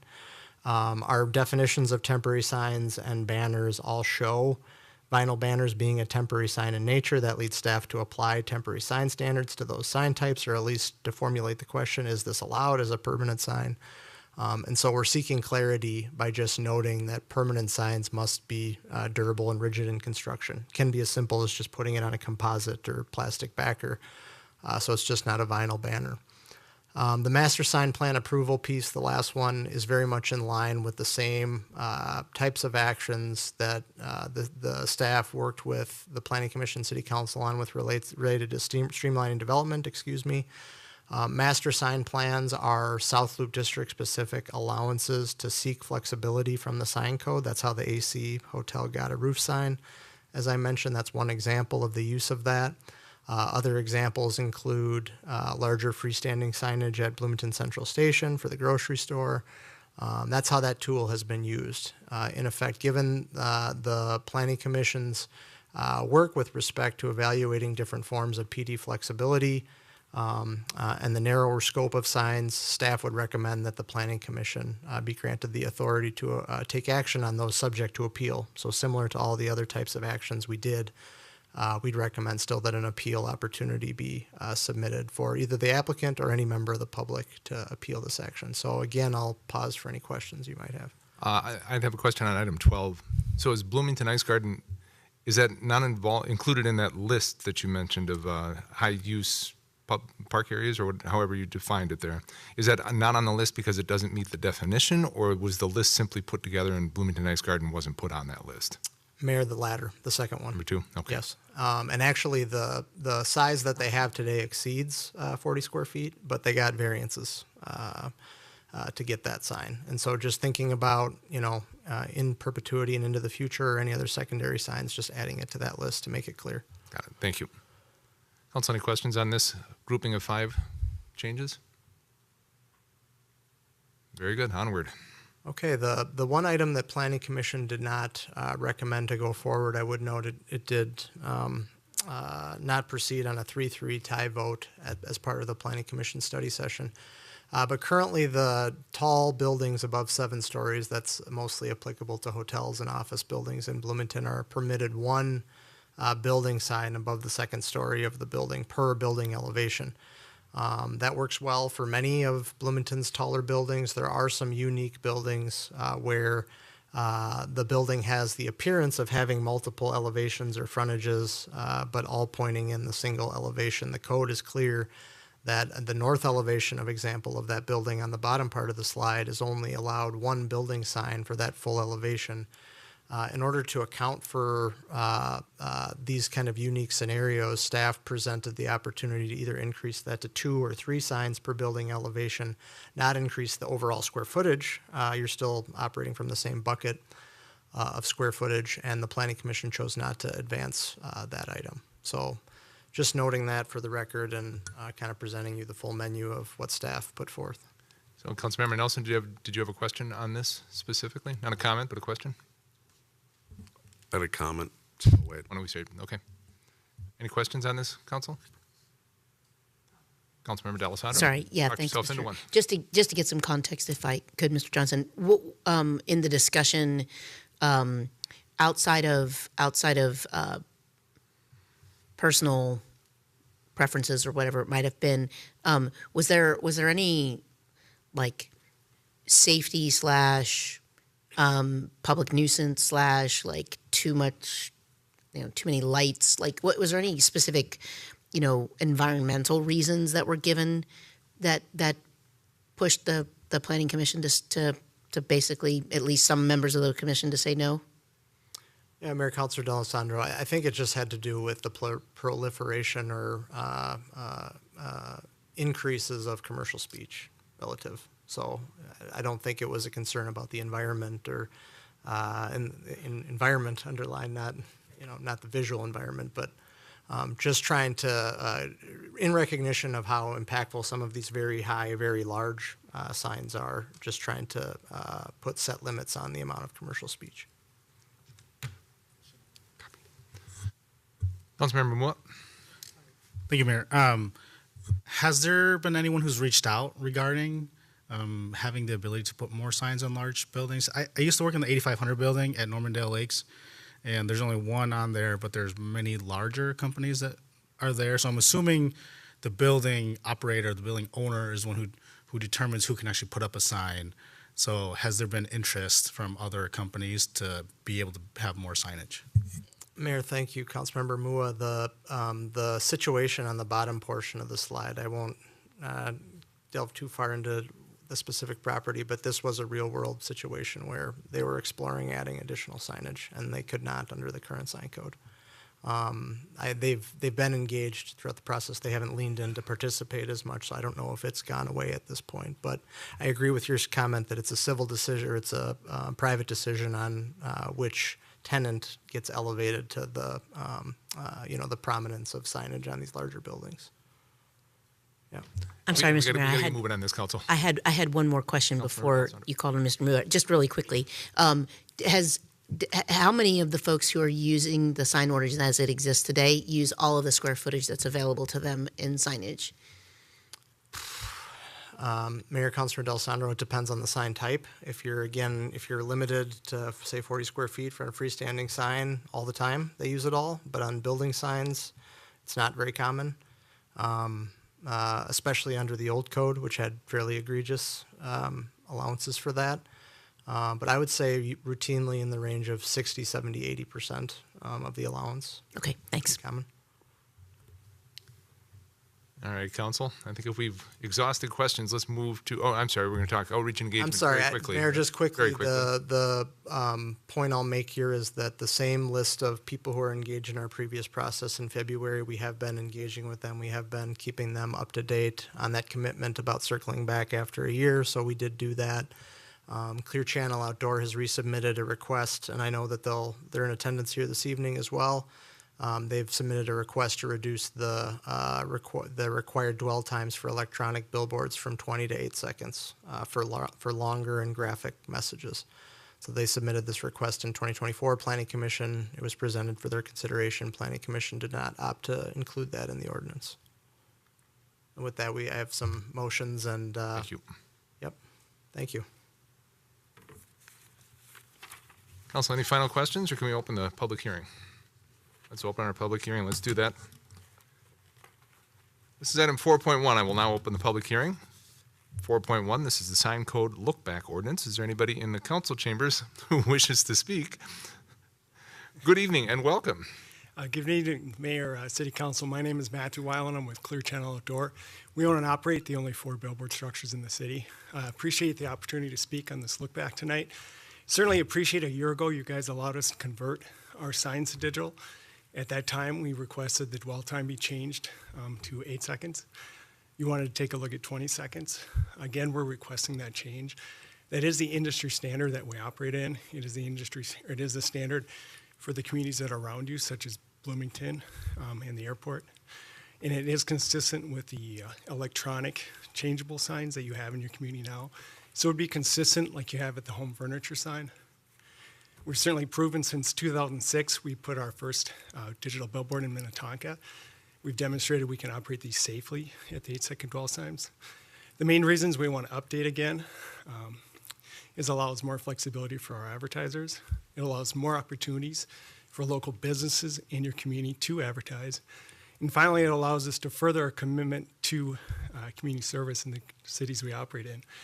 The cities we operate in, we provide them public messaging. Cities use this for such things as city events, city meetings, proclamations, just an effective way to communicate with their citizens. In addition to what we offer cities, we do offer time for emergency management. We're one of the fastest ways to get out an Amber Alert, for instance. We'd certainly love the ability to invest in your community, update these signs where we've had them a long time, but we won't be able to do that unless we can get the dwell times lowered. So I certainly appreciate your consideration again of this request in your community. So thank you. Thank you for your comments. Any questions, Council? Of the speaker? Councilmember D'Alessandro? If I may. Yes, please. Thank you, Mr. Mayor. Thank you. Appreciate you being here. So two things. One, you haven't made the digital updates to the signs that after last year, you have not yet done that, correct? Correct. And you are not going to do that unless we give you your 8 seconds. Did I understand that clearly? You are correct. Okay, great. Thank you. Appreciate it. Thank you. Councilmember Nelson? Yeah, thank you, Mayor. Just quickly, you mentioned that many cities are able to put their messages on there. Can you speak more specifically to what Bloomington might be able to do, how much space we would get, or Certainly. any of those types of things? Certainly, yeah. We offer cities up to 20 hours a month on our signs, and it just gets put into rotation. Most cities, I'm sure you're one of them, have great communications department that can design their messaging, and we have a system where you send it to us and we put it up. Certainly. All right, thank you much. Thank you. Is there anyone else in the council chambers wishing to speak on item 4.1 this evening? Caitlin, do we have anyone on the phone wishing to speak to item 4.1? Mayor, there's no one online. Last call for anybody in the council chambers, item 4.1. Council, nobody on the phone, nobody in the council chambers coming forward. I'd look for a motion to close the public hearing on item 4.1. So moved. Second. Motion by Councilmember Lohman, second by Councilmember Mua to close the public hearing on item 4.1. No further council discussion on this. All those in favor, please signify by saying aye. Aye. Opposed? Motion carries 7-0. So, council, now comment, thoughts, direction we'd like to take on this. I know that Councilmember Rivas and Councilmember Nelson each had comments that they wanted to make. Why don't we start with Councilmember Rivas? Yeah, I just had a comment on regards to the private homes fences. I think it's a good idea to put some limits on the size, or without having any interference with the First Amendment. Still, you can put some limitations on it. Otherwise, we're going to start seeing some crazy stuff out there, as it is during election time. Some people put stuff out there that is not proper for children to read. I mean, they get removed eventually by passersby, but still, I think without interfering with the First Amendment, a limitation in size and no vulgarity and such things, I don't think would do any harm to the city to have. That said, I mean, it can be allowed, but with certain restrictions to it. That's all I got. Thank you. Thank you, Councilmember. Councilmember Nelson, and then Yeah. Councilmember Lohman. Yeah, thank you, Mayor. The first thing, as I mentioned, I want to just comment on was the 7-story buildings, and I'd be in favor of the staff recommendation to allow more for signage there. I mean, we have a challenge with office space, and if it can help a tenant move into an office building in Bloomington because they can have signage and branding out there in the community, I think that's good. And I as Councilmember D'Alessandro asked, I mean, there doesn't seem to be an environmental negative impact in terms of light, in terms of visual, in terms of anything like that. So I would be in favor of adding that one back in. And I know that was a split vote at the Planning Commission, so it wasn't that they disapproved it, it was just that they didn't approve it. So they split, which is fair. That happens sometimes. And then in terms of the dwell time, I'd be supportive of the 8. If that's what other communities are doing, unless someone can give me a really good reason why that won't work. I think we looked at 20, and what we found is we get nothing. So that's less than what we'd want. So I would be in favor of that, and then I would also just, I'd love to see how we can utilize our 20 hours, was it? Yeah, of that time most effectively if and when those get built. Councilmember Lohman. Thank you, Mayor. So in terms of the 7 stories, there wasn't any clear decision there, so we can give that direction. So I'm for that if we want to do that for the 7 stories, adding those signs. And then in terms of that item number 8 that's out there, I was troubled by the response that staff had with regard to how would we remedy that free speech component of it? And I know you might want to put it up on the, my fellow councilman Ray, just put it right up on the sign or right up against the fence. But then if it's falling into the public sphere, that becomes an issue too. So I don't know if I just don't feel like that one's fully cooked right now, and I'd rather us go back and have a deeper look at that. Councilmember Victor Rivas had mentioned some good points that maybe we should have some look at those type of items to get it a little more done. And then in terms of the going from 20 down to 8, I can't get there. I know I was at 30 minutes or more on that. From the safety, I think staff during that period of time had brought forward some of the safety concerns around that, and so I don't know. Maybe I need to take a trip out with the clear folks so I can get a little more education, and I'm certainly open to that. But today I'm not there. But I am willing to be educated on that to have a better understanding of that. But I can't. And I apologize, Mayor. I should be addressing you. But that's how I look at this. Councilmember D'Alessandro. Thank you, Mr. Mayor. I support all of the items. I am also for up to 3 signs on 7-story buildings. I know of another scenario where at the Mall of America site, I went and did a ribbon cutting with a consulting company in there, and they were trying to get their name on the board or on the sign or on the side of the building. They couldn't do that. So I know that it has come up in real terms, and I'd be supportive of that, especially as it was mentioned, because I think it might provide incentive for rental, and that's leasing, and that's a good thing. I also, I'd like to see a compromise on the 20-second, 8-second rule. I know that there are real good reasons in neighborhoods and things like that. I think and forgive me, Mr. Johnson, if I don't have this right, but I think that the way that it's written, it's about electronic signage, and it's not limited by the size of the electronic signage. And so there are signs in our neighborhoods that if they were changing over every 8 seconds or so would probably be problematic. So I'm wondering if we should have a billboard-specific sign ordinance that we can make those accommodations to. That would be something I'd support, because on a highway going 65 miles an hour, you have a different set of traffic challenges than if you are distracted while driving on 86th Street at Fremont, for example, right? So, and so I'd like to know whether or not I'm right on that, first off, and then that's, I guess, a question. But more importantly, I'd be open to considering the 8-second rule, but I think maybe we need to be a little bit more specific about the kinds of electronic signage we're talking about there.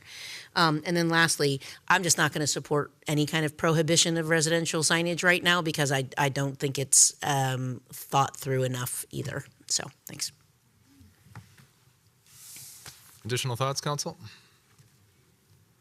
That would be a good question to answer. Yeah, Mayor Councilmember D'Alessandro, on the piece about electronic signs, we do have separate standards for billboards versus all other standard electronic signs. They're effectively the same standard, and we'd like to keep them aligned just for alignment and lack of complexity standpoint. But effectively what it is that we have standards for longer messages with graphics.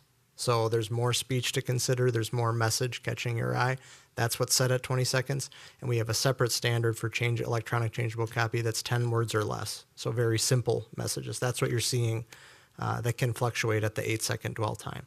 And so if the city were, and I do want to ask the city attorney to kind of weigh in on some of this as well, because the electronic sign piece, other than the materials provided by the member of the public, hasn't been under consideration within the ordinance document throughout the process. So I want to make sure we're doing things right just from a process standpoint on that piece.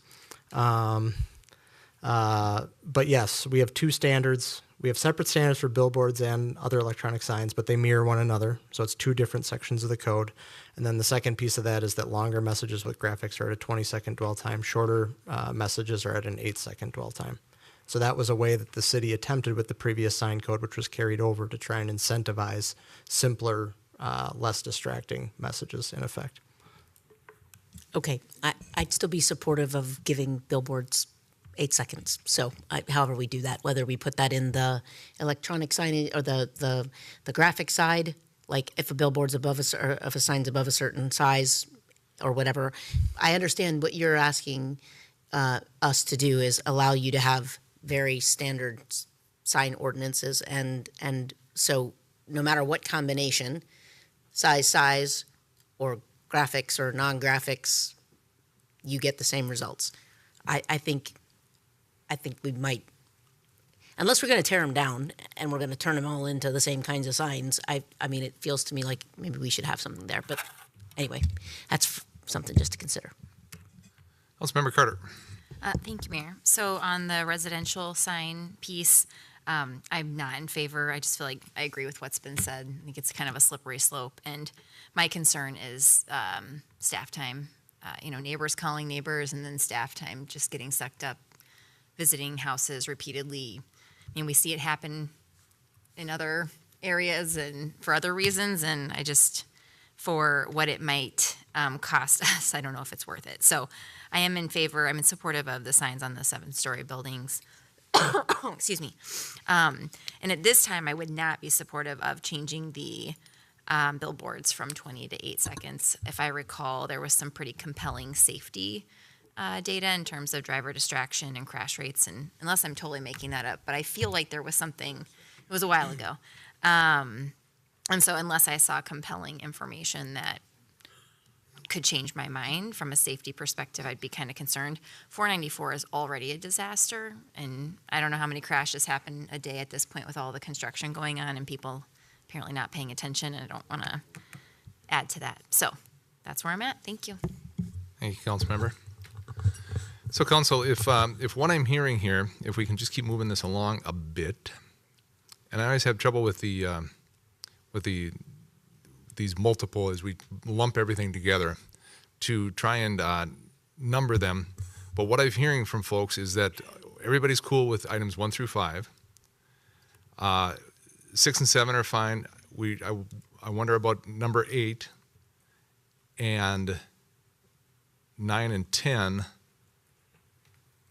And I think the rest of the way then. Number 8, I think, is the only one that we had questions with on what we have talked about, and then the additions of possibilities being the 20-second to 8-second. Well, we can move that separately, I think, if we wanted to talk about that, and then the 7 stories, more than one sign. So my if I can count noses here, I think I'm seeing everybody is good with 1 through 15 with the exception of item number 8. Is that? That's the sign on residential fences. If that's what I'm seeing, if I could. Mayor, can I ask a clarifying question of the? Ms. Manderscheid? Nick, is that section 8 or number 8, is that something that can be easily shaved out of the draft ordinance? Is it Yes. possible for you to tell us specifically what section that is so we can include that in the motion? Yes, I can. Thank you. It would be in the prohibited sign type, 21.304.11, B, prohibited signs, subsection 14. Mayor, that's on page 81 of the packet, right underneath those diagrams of the building outlines.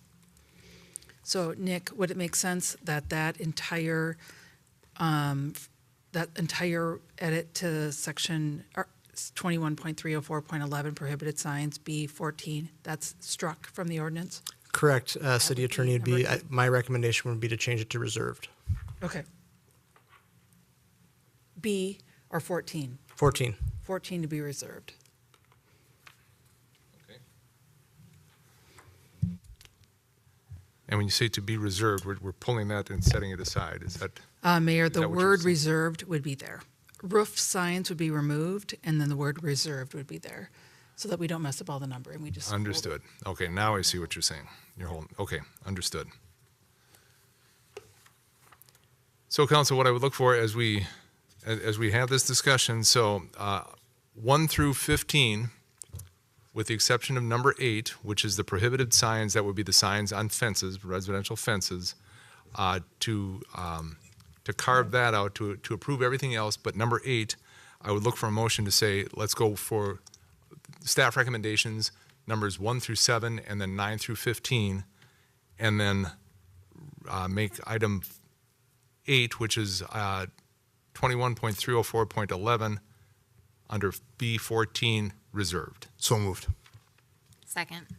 Motion by Councilmember Lohman, second by Councilmember Carter for the motion as stated. Any further discussion on this? Yes, I do have a question. Councilmember Rivas.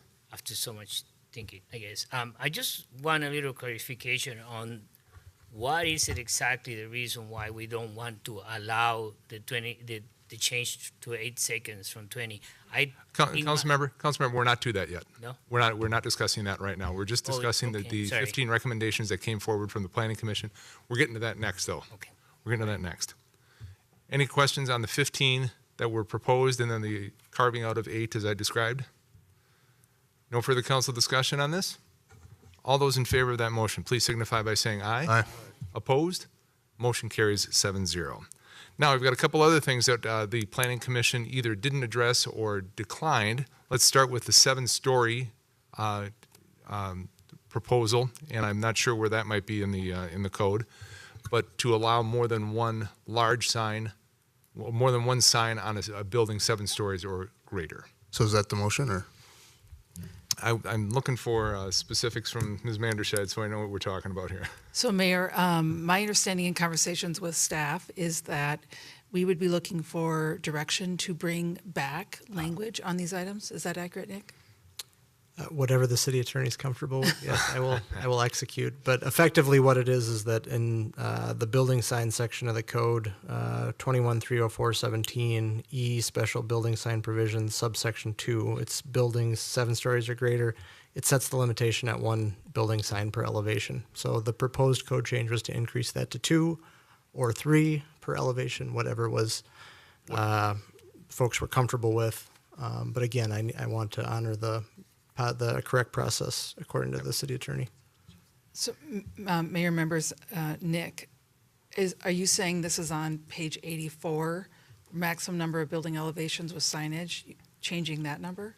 It's not in the ordinance. Okay. Correct. So it was I reviewed. I see where we're going with that. I think we have to, if you could provide language and bring this back at a future date. I think, Council, we're asking that to happen. So moved. I think it's council direction. Okay, sure, okay. I just want to move this thing.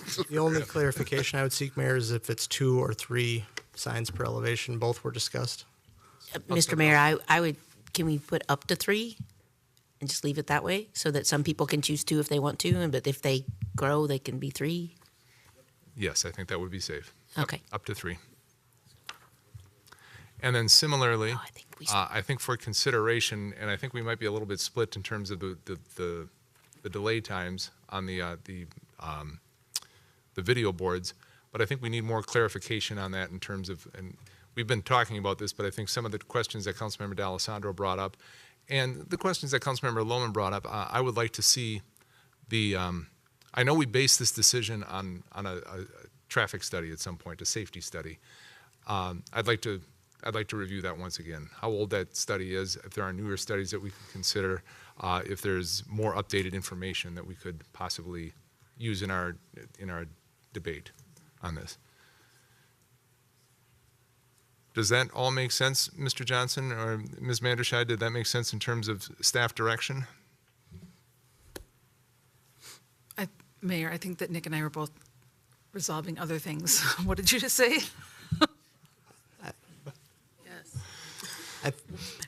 Here's my takeaway. The things that you are interested in working through more, the 8 seconds, the signage, that sort of thing, staff are looking for direction. They'll schedule a public hearing, they'll draft the ordinance, then you all will have the robust discussion on those items. Is that fair, Council? Councilmember D'Alessandro, quickly. Just one related but not related question for Mr. Johnson.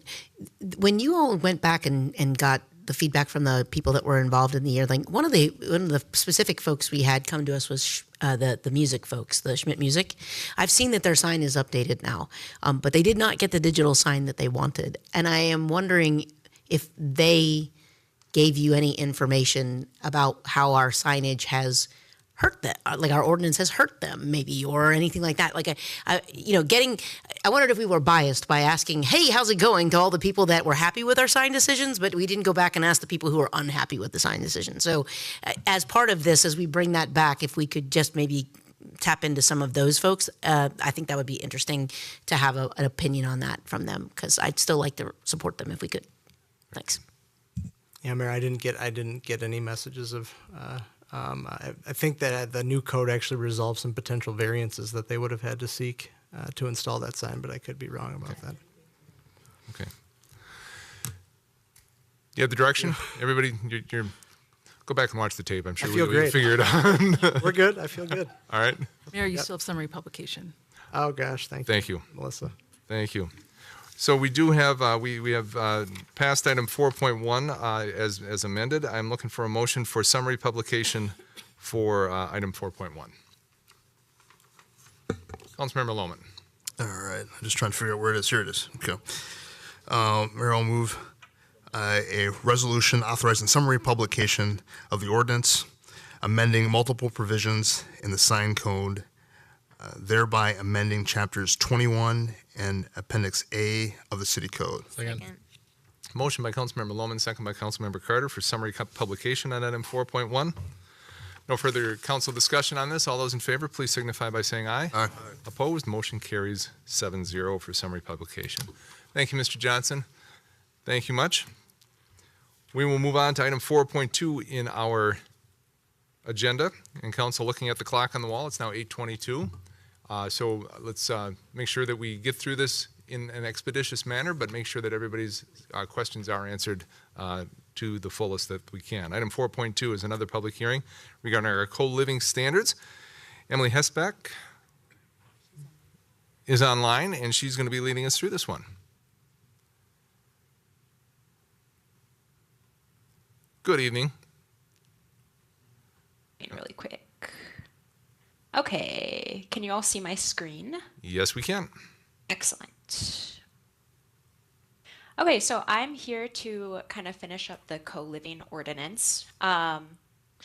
This has been to several study sessions, and then in March, Planning Commission held a public hearing.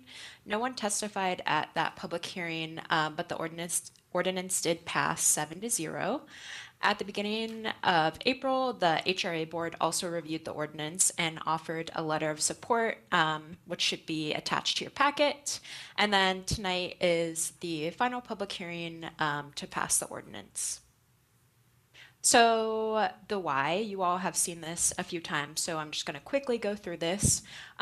Co-living would help to provide a range of affordability where Bloomington is lacking in the 30% AMI area. It would be adding to the spectrum of housing possibilities, and additionally, co-living usually provides flexible leases and is good for students, seniors, and mobile professionals. Here's a list of ordinance changes. I'm going to go through these based on what has changed since the last time you all saw this. So definition changes. Last time, I believe we hadn't settled on a definition of family. So our final proposal is to change family to be 6 or fewer adults, or any number of adults who are related, along with any minor children and their care. The co-living development definition now calls out that there must be 5 or more co-living units in a development to differentiate between a co-living development and multifamily housing. The co-living unit definition now specifies that the kitchen will be a shared area and that cooking facilities will not be included in each unit. And then we did a little bit of cleanup and deletions of congregate living and boarding houses. We were differentiating between group housing that provides care and doesn't provide care, which I have a little bit more detail about on the next slide. So as you can see, we will be considering both co-living and residential care facilities group housing. So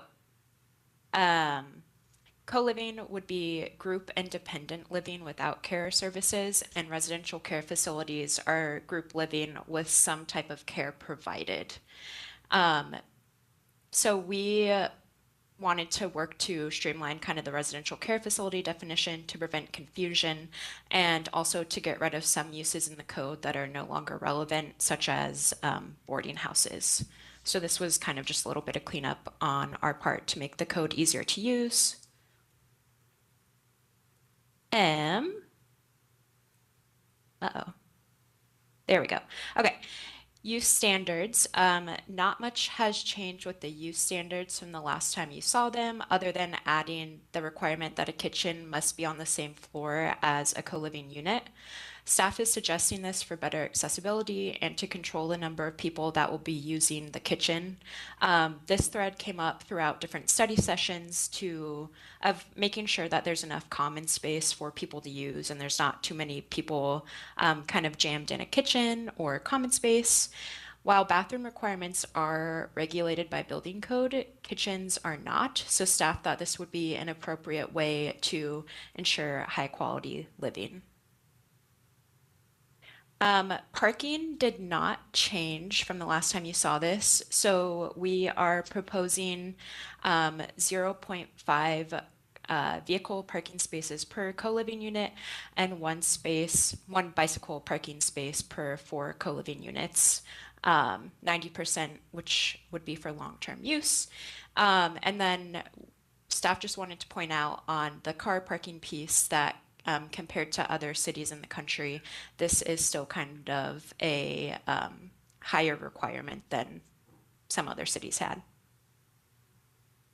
Use tables. So co-living developments will be allowed with the same permissions in the same districts that multifamily buildings are allowed in. And then the only other thing this visual is showing is that, again, we deleted congregate living.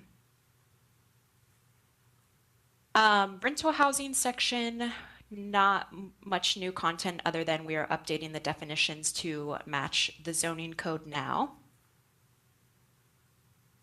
Opportunity housing ordinance changes. Staff is recommending co-living be subject to several OHO incentives if they meet the requirements.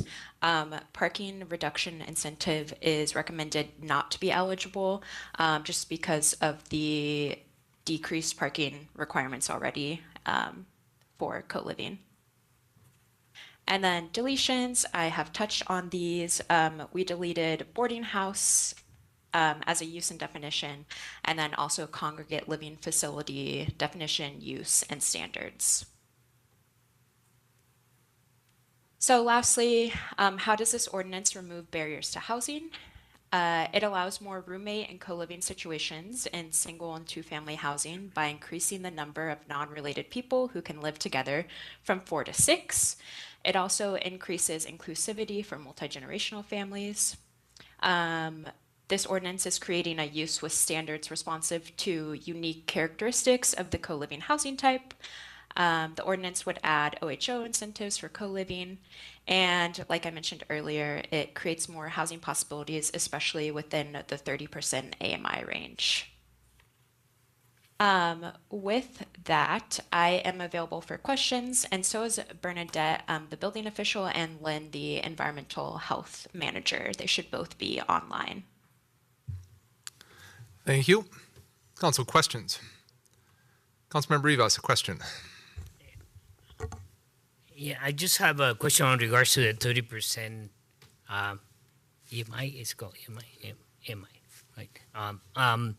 I have visited quite a few of the buildings that have been developed in the last couple of years. And after visiting them, the builders stated that their only units, the only units that are not occupied at the moment are at the 30% BMI, and that they have a lot of reservations on continuing to build the 30%, they rather do the 80% because those are all occupied and the ones at the lower EMI are not. So I don't understand what the emphasis is on pushing to continue to support the 30%. If you can explain that to me, please. Yeah, Mayor, Councilmember Rivas, thank you for that question. So I think one of the reasons for pushing for this is that the Met Council does have affordable unit production goals for us, for the city of Bloomington. And for the 30% AMI level, I don't think we are close to meeting those goals. I don't think I have the exact updated numbers in front of me, but I think a big push for that right now is because we're not meeting those goals, whereas like 80% and 60% AMI, I do believe we're either meeting or very close to meeting. So if it's possible, at a later time, if you can provide me with those numbers, that would be very helpful. I'm trying to understand the whole idea of continuing to build a 30% AMI when I can tell you with certainty that I visited all the new buildings while I was recovering, and what I learned is kind of it kind of shocked me to learn that they have all these 30% AMI apartments available, and they haven't been occupied for quite some time, and that they were the only ones remaining without being occupied. The ones at 80% and 60% were completely gone, and in record time, from what I understand. So if you can provide me the information, that would be great, so I can understand it better. Because if we continue to build 30% just because the county or the state have quotas on us, and they are not being used, I think it's counterproductive to do that when they're not being utilized at all, or to a certain degree, the usage is very low. Thank you, Councilmember. Councilmember Carter. Thank you, Mayor. So I'm kind of confused by that because we actually haven't had very many 30% built in the units or in the buildings. And so I guess I'd be curious to see the numbers too, and if that's accurate. I mean, I don't want to say that, like, I don't know the conversations you had with the builders, but I'm just incredibly confused by that because we've really not built very many 30% or had incentivized 30% because we haven't been able to. There's been some, but not a lot. And then I just want to clarify that in this co-living ordinance, we're not requiring these units to be 30%. It's just a way that people at that income can afford to live in Bloomington because they're sharing space with others. So it's not a requirement, and I just want to make sure that people listening understand that too. Thank you for the clarification, Councilmember. Councilmember Lohman, question? Mayor, thank you. I wanted to thank the staff for the questions that you answered earlier, and I want to let you know that I want to follow up on those, but not tonight because we're limited on time, so I'll follow up with you. We can get some of my questions answered further on, but thank you again for your answers. Any additional questions regarding the changes in definitions or in the recommendations brought forward to clean up our co-living standards ordinance? Hearing none, we will open the public hearing. This is a public hearing for item 4.2, a public hearing on the co-living standards ordinance. Is there anyone in the council chambers who wishes to speak to item 4.2? No one coming forward in the chambers. Caitlin, do we have anyone on the phone or online? Mayor, there is someone online. It looks like call-in user 952465 is wishing to speak. Live in. Good evening. Welcome. Were you looking to speak to item 4.2 this evening? Yes, if I could. My name is Mike List. Live at 10313 Fifth Avenue South, Bloomington, Minnesota 55420. I was just. Does this ordinance allow for residential areas for non-owner occupied residents? So the question is, does it allow for non-owner occupied residents? Well, yes. So if someone were to purchase a single family home and then they were to rent out, say it's a 3-bedroom house or a 4-bedroom house, that they would rent out those 4 bedrooms. Ms. Hesback, do you have any insight on that? You understand the question? Yes. Yeah, someone could rent out their house. How this ordinance would affect that is we're changing the definition of family. So now, if someone was renting out their house, they could rent to 6 unrelated people. If the house was big enough. Sorry. Yes, well, thank you. That provides the clarity that I need. Given that, I mean, I have concerns around that, in that you are now putting, basically an apartment or a mini apartment complex in the middle of a residential area.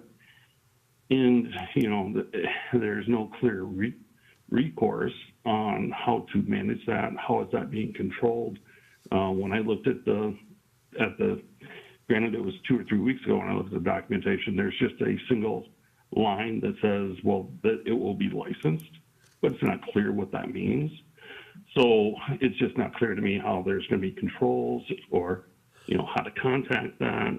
And we already are running into issues in other areas where we have single line items like that in the zoning ordinances. So you have right now the struggle between the city and the state and who's going to control and who's going to license things. So now we're just going to add another housing type to this particular problem. And the other thing is that you're going to be opening up, what could be a more of a business type of model.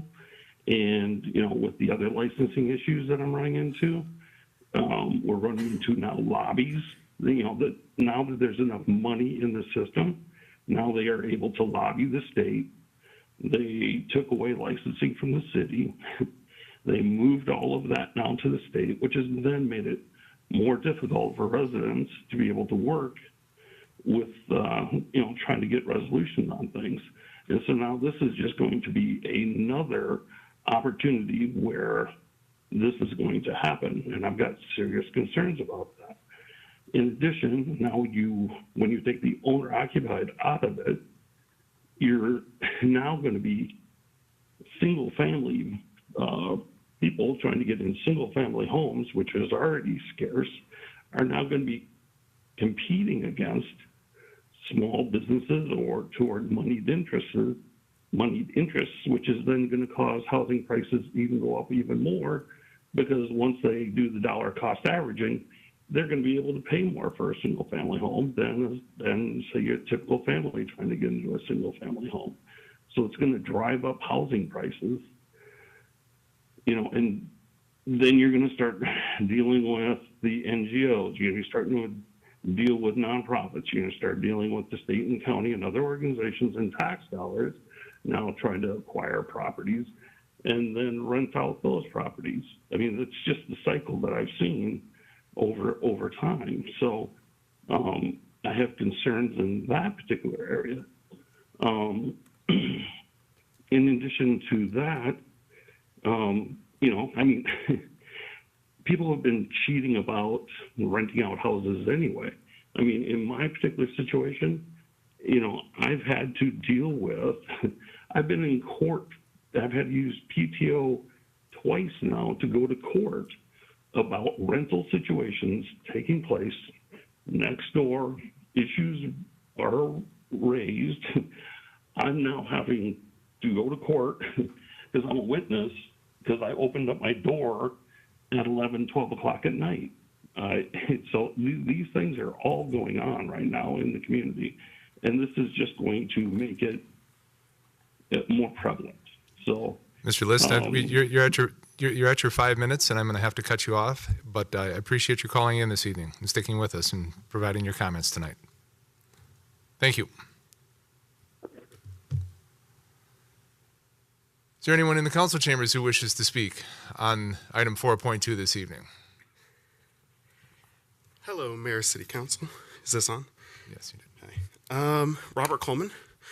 I'm here generally in support of this ordinance. The last hiccup that I have, sorry, that door was locked. The main last hiccup that I have is the parking requirements. I think that the 0.5 is too high. Because there's no OHO parking flexibility allowed with co-living as proposed. I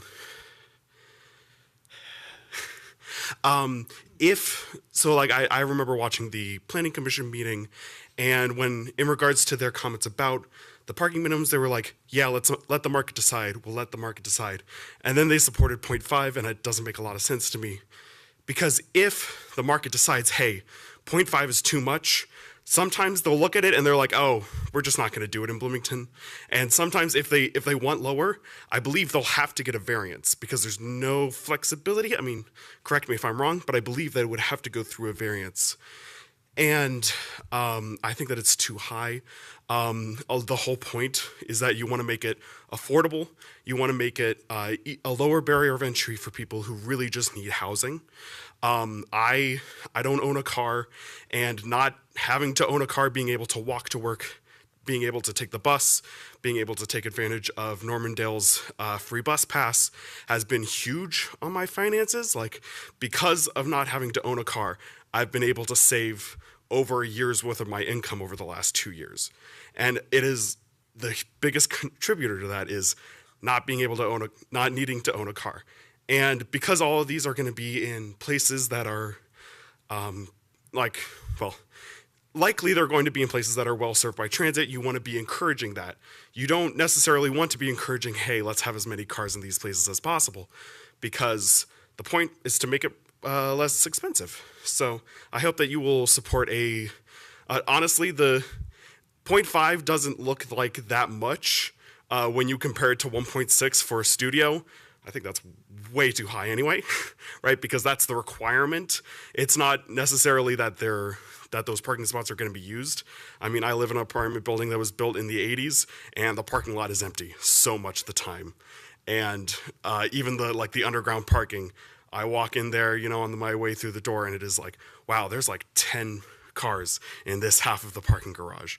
And it just, even in places that have pretty mediocre bus service, like my apartment building, people aren't using all of the parking spots that are required by code, right? Like, so any opportunity that we have to, meet where people actually are, I think is a great thing, but I don't think that this ordinance does that, so. Thank you, Mr. Coleman. Caitlin, is there anyone else on the phone or online wishing to speak? No, Mayor, there is not. Last call for anybody in the council chambers. Anybody wishing to speak to item 4.2 this evening? Council, no one coming forward, no one on the phone wishing to speak. I'd look for a motion to close the public hearing on item 4.2. So moved. Second. Motion by Councilmember Lohman, second by Councilmember Mua to close the public hearing on item 4.2. No further council discussion on this. All those in favor, please signify by saying aye. Aye. Opposed? Motion carries 7-0, closing the public hearing on item 4.2. I would like, Ms. Hesback, if you could at least address the two questions that we heard. The first, the concerns about the local or the lack of controls in single-family residence, and if there would be issues within neighborhoods. And then the second question about the 0.5 parking requirement. And you did mention that in your presentation, that still seems to be a bit higher than what you've seen in other communities. So if you could address those two comments that we've heard during the public hearing. Yeah, Mayor, thank you for those questions. So for the first question about local control, so I will say that we did work with our environmental health division on the family definition, and made sure that they were comfortable with changing that number from 4 unrelated to people to 6, and I would maybe defer to Lynn more if she wants to talk any more about inspection issues, or if she sees this as being a potential problem. But I will just say we did work with our environmental health division to make sure that they felt that this was an appropriate number. And I do think you bring a good point. I mean, Lynn and our environmental health folks, I mean, there are standards, there are requirements for our rental units within the city of Bloomington. And these would not be exempt from those in any way, correct? Yeah, Yep. If the houses are being rented out, yes, they still need rental licenses. Very good. Councilmember Carter, question on this one? Yes, thank you, Mayor. Just a clarifying question. What I was kind of hearing about, in the first testifier's comments, I was hearing a concern about co-living happening in the residential areas, but going back to the use tables, these would not be allowed in R1, R1A, RS1, or R3, correct? Mayor, Councilmember Carter, yeah, so co-living developments are only allowed in the higher density residential in general, where like multifamily developments would be allowed. Where what the testifier was saying would come into play is that we would be allowing in single and two-family homes like roommates there to be a higher number of roommates, like where there could only be 4 roommates before there could be 6 now, assuming that the building code allows for that. Okay.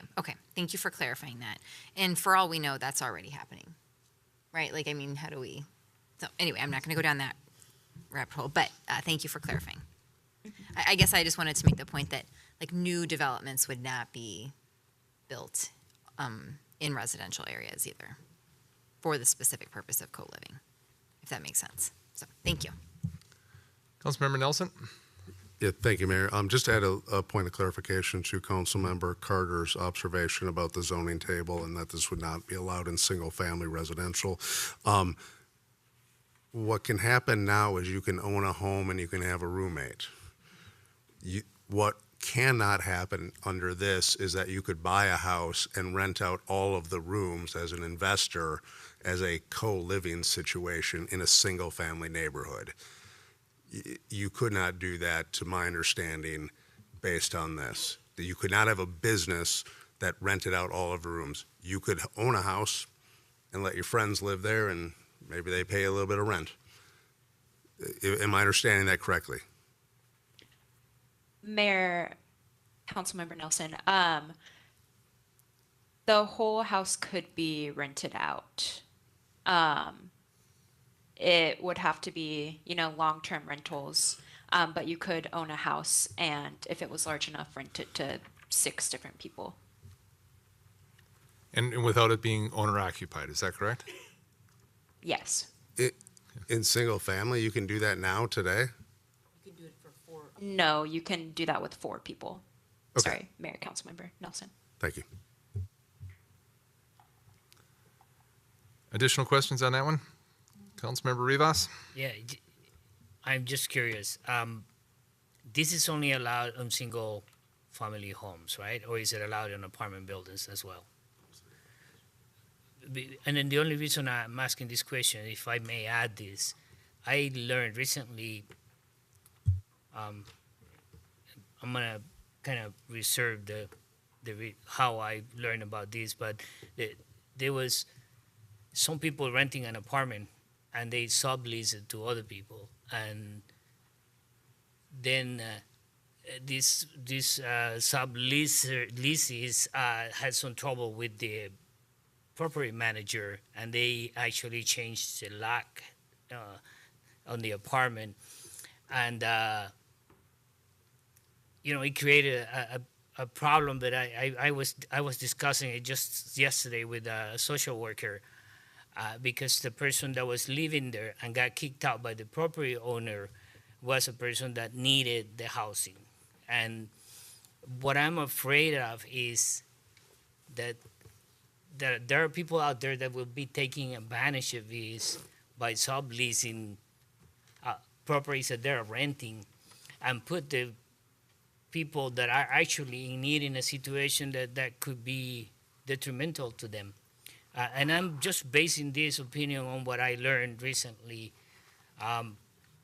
in this particular situation. It was kind of sad that these people had to force themselves into the property, and then there were a lot of ramifications for the individuals because they had broken into the property that they were actually paying to live in, but they got kicked out by the property manager since the apartment wasn't leased to them. It wasn't on their name. It was Councilmember Rivas, I don't believe the changes here, I don't believe affect subleasing at all. I think No, that has but to it do with is- individual properties, whether or not they allow But subleasing. the only reason I'm saying all this is because I have a question to, do we allow that, somebody to lease an apartment and sublease it to somebody else, and then this could happen to people living there? I don't believe we have any city ordinances regarding subleasing. I think it's dependent on the individual private property that is owned, whether or not they allow subleasing. Isn't in the individual. I mean, I'm just afraid that these people are not being protected, and the one reason that we claim that we're trying to do this affordable housing is to help people in need, and to me, in my humble opinion, this is not being done properly because the people subleasing properties are taking the chance of being kicked out by the property owners at any time if they deem to do so. Are we protecting them from that? And Councilmember, if we wanted to look at the issue of subleasing, we could do it in the future. That's not part of this ordinance that we're discussing tonight. But I have a question. Practically what I am hearing is that this ordinance allows subleasing. Correct me if I'm wrong, though, but that's what I just understood, that if I rent a house, I can rent to 6 different individuals after I rent the house on my name. Is that the correct assumption that I'm making here, or am I wrong? Mayor, Councilmember Rivas, if the person buys the house, yes. I mean, I don't think that's necessarily considered subleasing. No, it is not. Planning Manager Johnson, I don't know if you have a better answer to that. I think you are correct, Ms. Hesbach. I mean, if a person buys and owns a home, they can rent it out. But I don't think there's any reference in this ordinance to someone renting a room and then subleasing a room. I don't think it addresses that in any way, shape, or form. Or a house, by that. Or a house, or a room in a house. And again, if we want to have that conversation sometime in the future about whether or not subleasing needs to be controlled, or if there's examples of that's not my point, though. I'm just trying to find out whether this ordinance allows people to do that. I mean, if I rent a house, let's say I don't buy it, I rent it, and then I rent the other rooms, and I allowed to do that through this? Mayor, Councilmember Rivas, I think we're maybe conflating 2 separate issues. One is that the city code establishes occupancy restrictions for all dwellings. But this other layer that we're not discussing or talking about tonight is that there are private decisions made by private parties for the maximum number of people they're willing to rent a home to, for example, based on the number of bedrooms or an apartment to. If some subleasing is happening in violation of the initial lease, then that is a private civil action that the government is not really party to, would be my understanding. I mean, I welcome the city attorney's view on that, but it's really a matter between 2 private properties that gets resolved in a private situation. All right. That's the clarification I needed. I just wanted to know if it was allowed to happen that way. And just to clarify one previous point that was discussed by Councilmember Nelson, I think I was the own worst enemy on this, because when we were originally talking about this topic in study sessions, we were kind of utilizing the terminology of co-living in low-density residential environments. That's already allowed. It's allowed as roommates. It's been allowed for a long period of time. It's just that I was trying to use it as a concept to help people drive or understand the broader concept of co-living, because it's not a common dwelling type here in the Twin Cities marketplace. So I think I got myself in a little bit of trouble by referring it to that as akin to, but in effect, it's just a roommate situation. I think I added to the confusion, and I apologize. Thank you. Councilmember D'Alessandro. Thank you, Mr. Mayor. I understood this, so just to try to see if I'm back on track here. I understood that what we were reviewing today had 2 components to it. One was for situations that already exist today, like the ability to rent a house to people, the number of people that you can rent the house to who are unaffiliated by relationship is going from 4 to 6. That's it. That's the change that's related. That's one change that we're being asked to address. It doesn't change the rental rules. It doesn't change the environmental health rules. It doesn't change any of the other things. It just says if you have a house and you want to rent it out, You used to be able to rent it to up to 4 unrelated individuals. Now you can rent it to up to 6, assuming you have enough space for that, because the rules of space still apply. Okay, the second one, if I understand it, is we're putting in a new type of building you can build called a co-living development unit building, and that has a series of codes that we're trying to implement. They're not related to each other than the definition of family applies in both cases. Do I have that right? I'm just, at this point, I just want to make sure I understand what we're trying to do here. I think you've summed that up correctly, Councilmember Okay, D'Alessandro. fantastic. Then, based on what I've heard, I'm fine with the opportunity here. I would agree that we could make some additional changes on the parking and other things like that, but I'd like to at least get something on the books, and then we can kind of maybe come back and revisit it. Sounds like there might be some other options, maybe around subleasing, that we could look at and stuff like that. So maybe we get this done, and then we can come back and pull some of those things forward and take a look at a future date, if that works for everybody. Would you like me to make the motion? Well, I see Councilmember. Oh, would you like to make the motion, sir? Make the motion. Make the motion. You seemed very excited to make the motion. No, I'm not. No, just I want somebody to make it. Council, is there any further discussion on this or any further questions? Councilmember Mua. Thank you, Mayor. I just want to say I've been going back and forth with this, and I'm going to be in the other camp that I think we're probably 20 years too early on this, and I prefer us to be 10 years out. So I'm not going to be supporting this one. Thank you, Councilmember Mua. Any additional comments, Councilmember Lohman? I'll try to be quick here. Do we need to extend this, or? Yes, we will need to extend. We've got time. Okay, all right. So keep this moving. I'll be brief here. So I just want to let Mayor, I want to let Mike List know your concerns with group homes are heard, and we are concerned about that, and we're working with you on that. And from my understanding, from what we're doing here, that we've got more control over this situation, and so just know that if we go down this direction, if this council does that, that we'll be able to do that. And I will just do a ditto on the rest of your comments that you made for where I stand on this. Thank you, Councilmember. Any additional questions, comments? Councilmember D'Alessandro. Thank you, Mr. Mayor. I'm just going to try to find it now. Among my many things. Okay. I am making a motion to adopt an ordinance establishing a definition of co-living unit and co-living development and standards for each, removing congregate living facility and boarding house uses from the use table, and then modifying the definition of family in the city zoning ordinance, thereby amending chapters 9, 14, and 21 of the city code. Second. Motion by Councilmember D'Alessandro, second by Councilmember Lohman, to adopt an ordinance establishing a definition of co-living unit and co-living development and standards for each. No further council discussion on this? All those in favor, please signify by saying aye. Aye. Opposed? No. Motion carries 5-2 with Councilmembers Rivas and Councilmember Mua opposing. Councilmember D'Alessandro.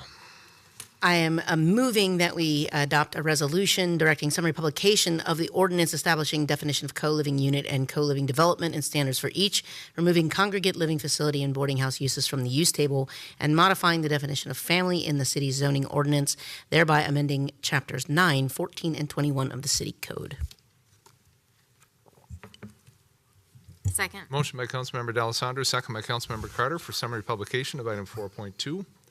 No further council discussion on this. All those in favor, please signify by saying aye. Aye. Opposed? Motion carries. Oh, yeah, sorry, never mind, sorry. Motion carries 7-0. Thank you very much, Ms. Hesbach, for the presentation and for wrapping this up for us. It's greatly appreciated. Thanks, Mr. Johnson, also. And Mr. Mayor, I do want to talk about group homes. So if we have time in the city business to come back around to that, to the other council business, I'd love to just bring that back up, if that's possible. Which brings us to another point, because we are going to have to extend now until at least 10 o'clock. Understood.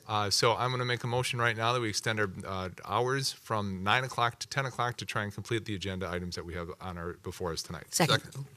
Motion and a second by Councilmember D'Alessandro to extend until 10 o'clock tonight. No further council discussion. All in favor, please signify by saying aye. Aye. Aye. Opposed? Motion carries 7-0.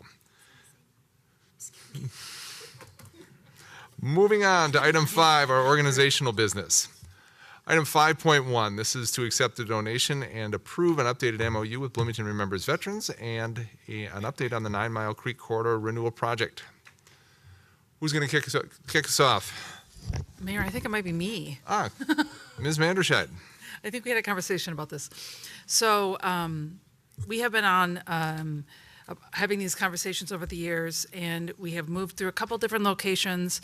And a couple of weeks, maybe months ago, we were having a conversation about the site over by the parking lot.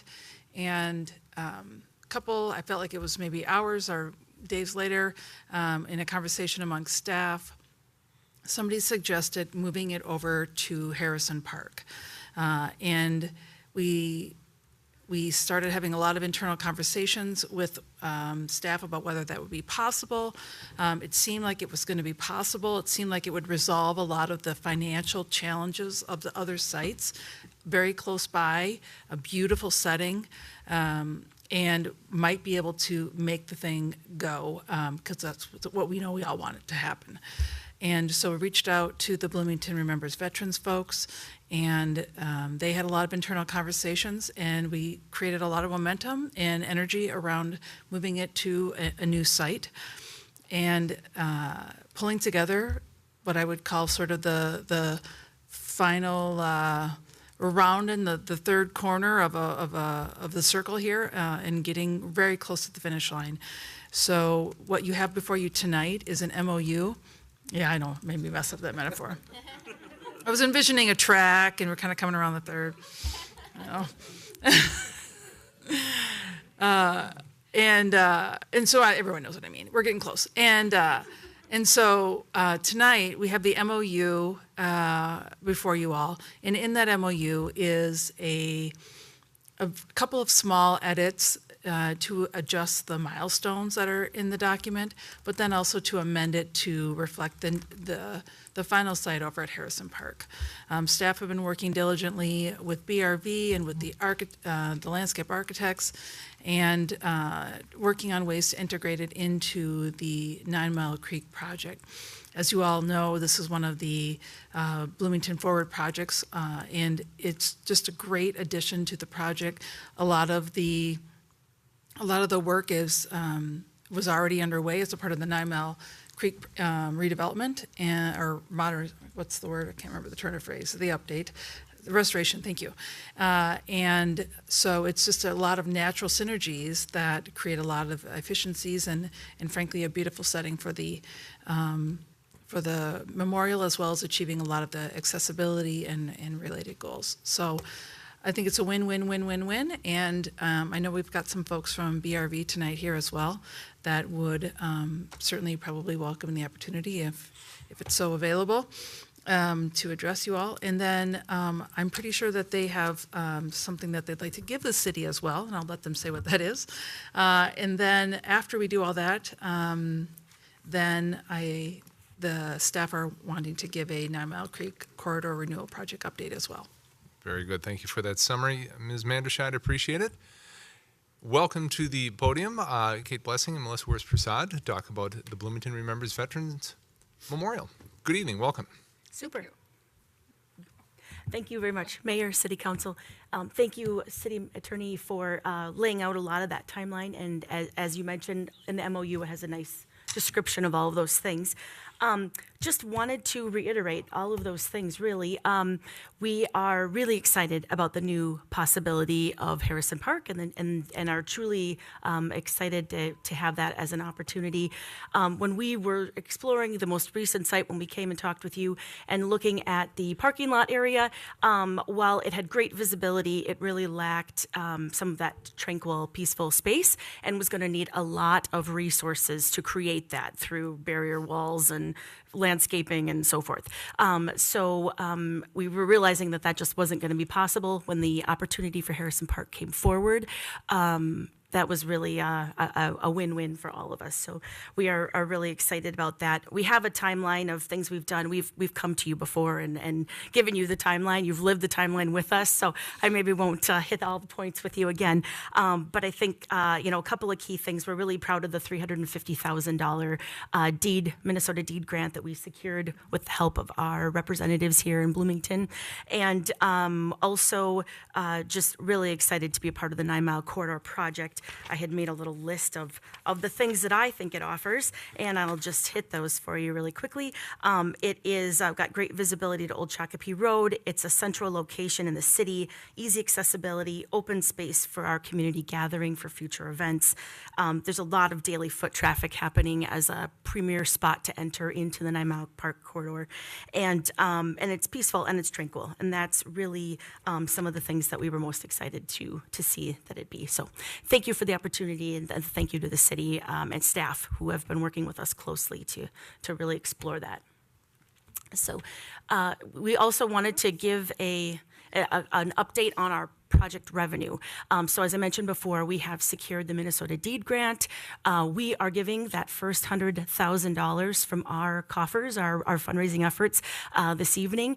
And we marked it as number one because we wanted to be sure to acknowledge that there will be additional dollars coming. And then, of course, the wonderful gift we were given by the city and all of you. So thank you for that. And then we have $24,000 right now raised in dog tag sales. And just as a reminder, the dog tag sales are the avenue where a veteran can add their name to the memorial through an oversized dog tag shape, which will hang on the memorial, and you can kind of see those depicted in that rendering there. And so we have, they are $350 each, and those tags will be sold now and into the future and will raise revenue. First and foremost for helping with the building and getting those final elements in place, but it will also help with maintenance for future. So as you recall in our previous conversation, you had started off a maintenance fund by putting $50,000 there for future maintenance. This will then help to fund that into the future. So it's not only beautiful at day one, it's beautiful at year 52. So that's the goal with those things. And then we wanted to just reassure everyone that our work continues in that quest for more fundraising and things. So we'll be going back to previous businesses and talking with new individuals and businesses. We still have a list. We're working through those dog tag sales that I mentioned are still very much at play. We will not be charging a cost for the prisoner of war, missing in action, killed in action. Those will be covered by the American Legion, which is a really wonderful offer that they've given us early on in the process. We did just hear that we've secured the Minnesota Legacy Grant for $15,000 specific for veterans projects. So we're very excited about that. Shout out to Representative Elkins for letting us know that was out there for us. And then Fran Stockauer on our committee is a member of the Daughters of the American Revolution and has been involved in helping us to write a grant for that. And we're waiting to hear on the final decisions there. So great things up ahead. I'll turn it over to Melissa. All right. So we've kind of covered already some of the elements and things, so I don't want to keep repeating too much. But if you look at the memorial design from left to right, and for those of you that have seen our design before, it's basically been picked up as it was going to be out here and then laid at Harrison Park, and we're able to have all the elements, the same flow, the same symbolism, especially as you walk in and then go. We have a path for the veteran and then a path for the family. We'll have the military crests, as you can see on the as you're walking in on the right-hand side. The family path is on the other side, and then in between are the armatures where the symbolic dog tags will be hanging. And then it leads to the flagpole, and then it moves down into our reflection area with a veteran's light. So I just want to call out that one of the elements that the veterans, when we were doing the design process and coming up with the themes, was reflection and really wanting to have that special place for remembrance. So I personally am very excited that I've walked in Harrison Park numerous times, and I think just not having to worry about the railroad track, not having to worry about the cars, it'll really truly be that special, really reflective place. So we're very excited about this option. And then to have the foot traffic, as Kate mentioned, from visitors as the main entry point into 9 Mile Park, I think it's just going to be great. Amen. And then we'll talk a little bit just briefly too. So we've talked about the symbolic dog tags, and what we were excited about when Leo A. Daly was selected as the architect was that they had this idea to have a QR code, and they were originally going to be on the dog tags, but we've realized that would be kind of crazy to try to maintain and make sure everybody had the right QR code. But what that will do is link to a digital library of veteran stories. So that really meets our goal for education, where visitors, we're thinking of student groups, you know, coming and looking at a dog tag and looking at someone's years of service, saying, oh, okay, 1943 to 1945. Army, what was World War II like? And then being able to click on that, click into that digital library and read those stories that you're not going to necessarily find in history books, and to just really get that different perspective. And so those can be told either by the veterans themselves if they're comfortable, or if the family members have photos or a short video they want to post, in addition to a written narrative. So we're very excited about that, and I think that's a very unique feature that you won't find at other memorials. So we're very excited about that piece of it. And we've been working, so thank you to the city clerk's office. We've been working with them and Amy Cheney and her team on the Semify software that we're hoping to be able to use to be able to keep track and record those stories. So. Absolutely. Yeah, so just maybe to say thank you to the city staff, Elizabeth Holzman, Melissa Manderscheid, Amy Cheney, Ann Catry. Absolutely. Renee Clark, just everybody that's been. Jamie, I can't think of Jamie's last name in the city clerk's office, but it's just been really great. Jamie Hansen. So anyway, just a great group. Big thank you to everybody that's really helped us get to this point. Absolutely. Well, and thank you for 6-7 years of work on this. It's, right. We can bring up that timeline again. Yeah. It shows your dedication to this. It really does, and really speaks volumes to who you are and what you're trying to accomplish, as well as the veterans involved here. Yes. Yeah, Dwayne and Kirk are here. And all that have been involved in it. So thank you for that. It is greatly appreciated. Thank you so very much. Absolutely. Council, any questions? Councilmember Mua and then Councilmember Lohman. Thank you, Mayor. And I just want to confirm with staff, there are no major utilities or anything under this location that we're going to start digging and find that's going to pause this, because I do not want for them to come back again and we have to go through this whole thing again. So I just want to, for the record, confirm that we've done our due diligence. Thank you. Third time's a charm. Councilmember Lohman. I'll be brief here. I just wanted to, since this had conceptually started back with Vern Wilcox, wanted to see this thing happen, and all the way down to the work of Councilman D'Alessandro and Carter. Want to just thank you guys for your hard work of getting this all the way to the. Well, yeah, I did some work too, but you guys did the heavy lifting. And the last thing that I wanted to mention is that. Coincidentally, today the Rotary gave you guys $1,000. And the only reason why I mentioned that is as I vote on this, I want to make sure residents know, because I, as the president, did that. I had to prove that there's no conflict of interest here. It just isn't going to change my vote at all in terms of how this would have been done. But I just want to be sure that folks knew for transparency reasons. Council, any additional questions? Thank you.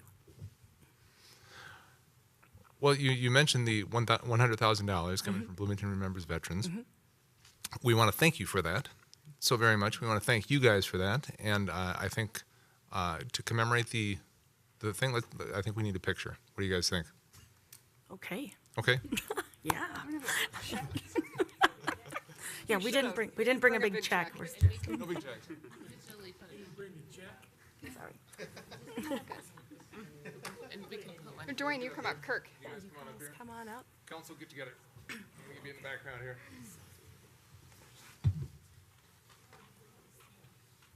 Yeah, if only there's a big check. Act like you like each other.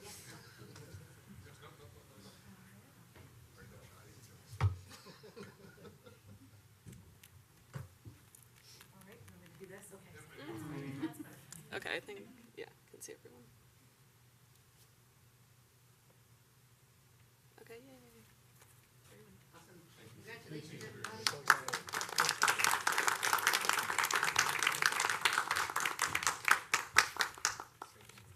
Thank you.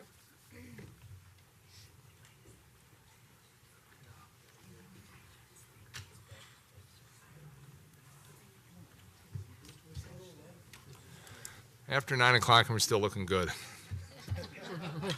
Now let's do an update from our city staff on the 9 Mile Creek Corridor Renewal Project.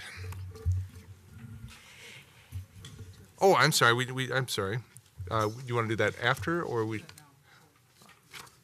Council, I would look for a motion to,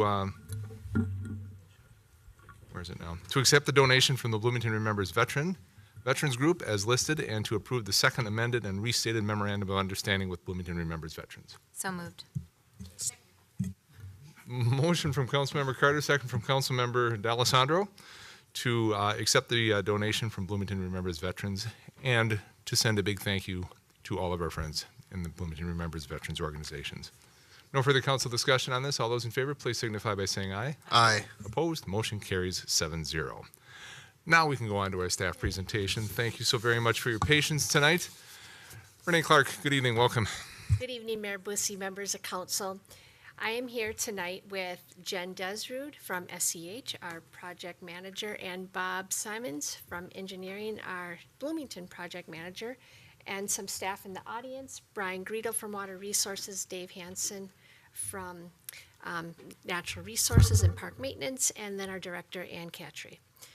We will provide a background on the design process so far, review the proposed improvements. Bob will come with the outreach and engagement and next steps. No action on this item is requested tonight. We'll take your questions and feedback at the end.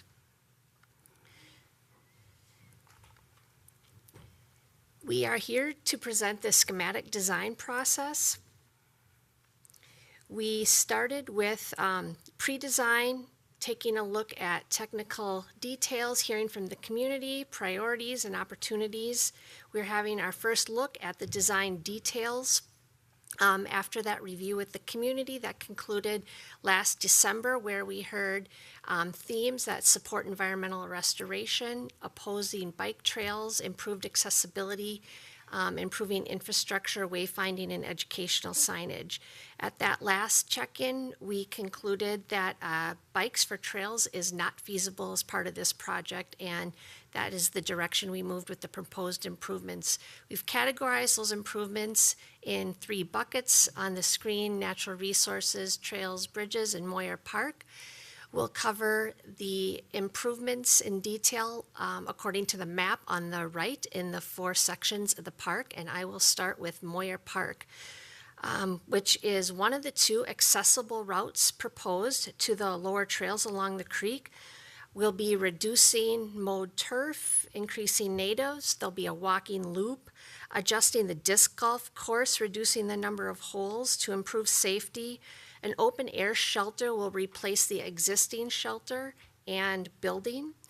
An inclusive playground, nature themed, combined with nature play, is proposed, and that design will start soon, with the first community engagement planned for June, looking at playground options there. All right, thanks, Renee. So I'm going to walk through each of the areas at a high level. So Renee already went through the Moyer Park improvements, and in all of the areas there's improvements to habitat restoration, tree thinning, invasive species management, and tree care and preservation along the whole corridor.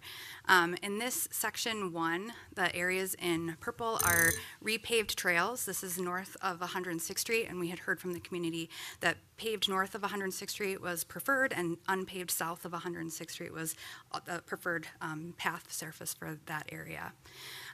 Throughout the corridor, we're doing stream bank restoration, and we're doing water quality improvements, bluff stability, and we're doing some things with bridges I'll get to later.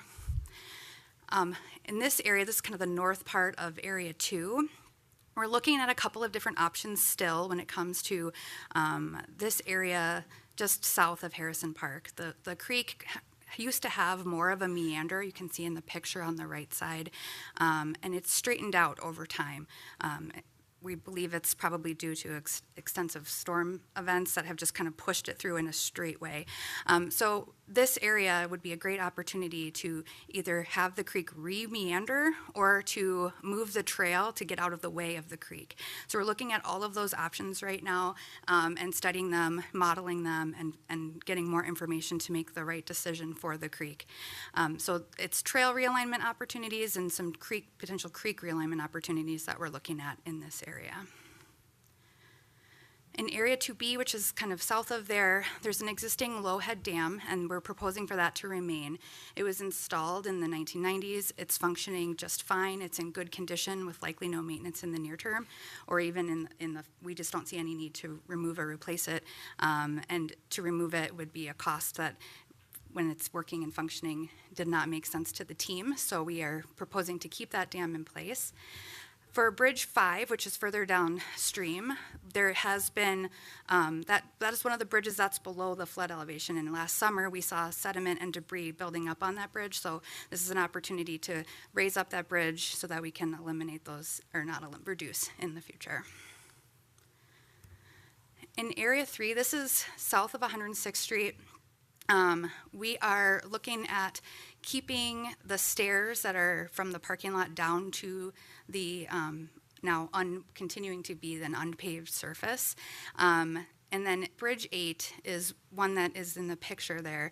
The abutments are exposed. The creek has been continuing to move into that area, and it's one that needs to be replaced. So we're looking at realigning that to make it perpendicular to the creek and protecting the bridge and the creek in the future. And then the last area is closer to the Minnesota River, unpaved trail through here. We're still looking at options for that causeway and improvements. There's some ideas we could raise that up a little bit. We could make larger culverts. We talked about a boardwalk last time. We can't boardwalk the whole thing, but there's some maybe potential for some shorter boardwalks. So we're still evaluating some options there, because we did hear from the public that it floods all the time, and we want to have access to that. So I don't think 100% of the time access will ever happen, but we're trying to increase the number of days that it's possible. All right, thank you, Jen. All right, we had our third phase of engagement here just recently at the end of March. I held over in the rehearsal hall. Once again, similar to our other phases of engagement, it was very well attended. We had just over 200 folks attend. Tight quarters for the period of time we were in there, but it went really well. It was very well attended, and we had great feedback. We had our Let's Talk Bloomington online page where we accepted feedback. All that's included in your packets. And they're also in the process of putting together a story map with all of this information, kind of an up-to-date of where we're at, and putting that on our website as well. Some of the top themes that we heard from that last round of engagement, you can see there. One of them being a question that we asked was about the stairs that Jen had mentioned down off of 106 that are currently closed, and if folks would like us to replace those. And you can see from the dot exercise that they were definitely in favor of that. Otherwise, just an overall excitement for the natural resource preservation efforts that we're showing, that we're proposing, and then an overall just enthusiasm for the different types of recreation that we're allowing for all ages, and just an enthusiasm for the community engagement piece, which is very nice for the staff to hear that they were happy about the engagement that's been occurring with the project. We also did receive some feedback outside of here in regards to, Jen had mentioned those few trail realignment options that we were looking at. We're looking at the technical data piece of that now, and we're going to base it off the technical data and the benefits to the ecology in the area, and we'll come back at a later date when we're getting closer to 60% with what our thoughts are on that. So, in regards to project budget and funding, when we came for our last update at the early December timeframe, we had some target investment ranges at that time. We're getting towards that 30% level now, so we're starting to hone in a little bit more on the dollar amounts for the three different buckets that we've been talking about. The dollars that you see are all of the costs. They're construction, they're the soft costs, the engineering administration costs, as well as a fairly large contingency as well. So we have a few different funding sources. As you all know, we have the local option sales tax of $20 million going towards the project. We also have within our pavement management program, we have park trails funding that we use for any park trail improvements within our parks. One example, Bryant and Tretbaugh parks we did last year, and we're finishing this year with park and trail improvements around those parks. It'd be similar funding to that. Moyer and Central Park are the next on the list for that funding. And then our stormwater utility funding for anything specific to that. We have other potential sources, 9 Mile Creek Watershed District. We had some great news from the district here at their April board meeting. They approved an amendment to their water management plan to include this project, and we'll be going back to them this summer to actually order the project and start work on a co-op agreement as we get towards 60% plans. And then also looking at other grant opportunities as well. In regards to operations and maintenance for the project, with our ecological management plan, we'll be putting together an operations and maintenance plan, estimating out yearly costs for roughly the next 25 years. That'll be brought forward at a later date as well. We have a few different types of maintenance components. We have the natural resource component, which within the project, when it comes to the upland restoration, the native planning restoration, there'll be a 3 to 5 year establishment period included in the project contract that the contractor will be responsible to maintain. And then we'll just have the ongoing maintenance that we've been doing. Our park maintenance crews have been doing when it comes to the trails and bridges and park buildings and things of that nature. And also definitely looking at some volunteer opportunities. We've had some individuals and some groups reach out about partnering for maintenance as we move forward. So we're definitely interested in that, and we'll be looking into that. Next steps, we get into the permitting process. One of our next steps is the environmental assessment worksheet, or the EAW. And this basically lays out the facts of the impacts for the project. We'll be looking at things such as permitting needs, historic properties, land use, surface waters, wildlife impacts, things of that sort. And that'll be put into an EAW document that'll be noticed to the public, and it goes to many different agencies, for example, the DNR, MPCA, Indian Affairs Council, state archaeologists, to get their input on the impacts for the project. So that'll be one of our next steps. And then from there will come our permitting process at the federal, state, and local level. So with that, our next steps, we went to the 9 Mile Creek District back in early April for this similar update. We also went to the Park and Sustainability Commissions with this similar update. We're here tonight. We're going to be moving towards our 60% plans as we move into the May through August timeframe. As I mentioned, working on permits. The more near-term May-June timeframe, we'll be working on a vendor selection for the Moyer Park components, and then also individual engagement for Moyer Park. And then also, as I mentioned, later this summer, we'll be going back to the district to order the project, 9 Mile Creek Watershed District, to order the project, and then also start working on a cooperative agreement with them. And then we'll move into the fall at 90% plans, end of 2025, early 2026, finalizing plans, and then moving forward with advertising and awarding a project to begin here in the spring of 2026. And thank you. That's all we had for you tonight. So we'll open it up to any questions you might have. Well, thank you. This is exciting. Moving right along. This is good stuff. And still about a year out from breaking ground, from digging into it. But I know all the work that has gone into it thus far and all the work that's still to come. And looking forward to it. So well done. Council, questions, comments? Councilmember D'Alessandro.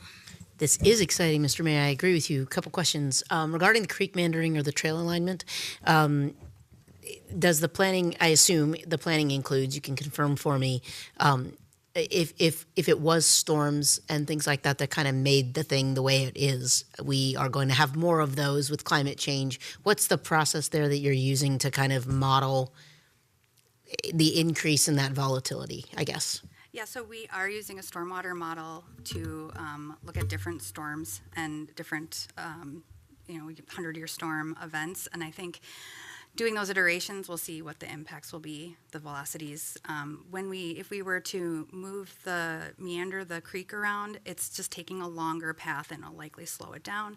And then to your point, what's to keep it from going back is something that we need to evaluate further. Okay, great. Glad to know that that's included. Appreciate it. Regarding the open air building, I know that I've used that building at Moyer Park today, the inside especially for like staging when you have potlucks and other things like that you might have at community events. What amenities that are currently in that building today are going to come back? And also, can you just define for us what the restroom situation will be there at Moyer Park? Mayor Bussi, Councilmember D'Alessandro, Council, details to be determined. An open air shelter for approximately 100 to 150 people with restrooms that are accessible. More of those details about specific amenities we can bring back for discussion, or a proposed building structure. We're just not there yet. Okay, but do I have this right? There are 3 buildings there now, and we'd be going down to one building that is kind of a combo of things. Is that what I'm understanding? There's a park building, an enclosed building, and then there's the shelter, the open air picnic shelter. Aren't there 2 of those? Do I have that wrong? Is there just the one? I believe there's just the one. Okay, so we're going from 2 buildings to 1 building, and you'll kind of push them together. Yep. Okay. And not a building, an open air shelter. Understood. Yeah. Okay, great. That's helpful. The last question I have is the permit process that you've identified here does not seem to be taking very long, and I'm great I think that is awesome.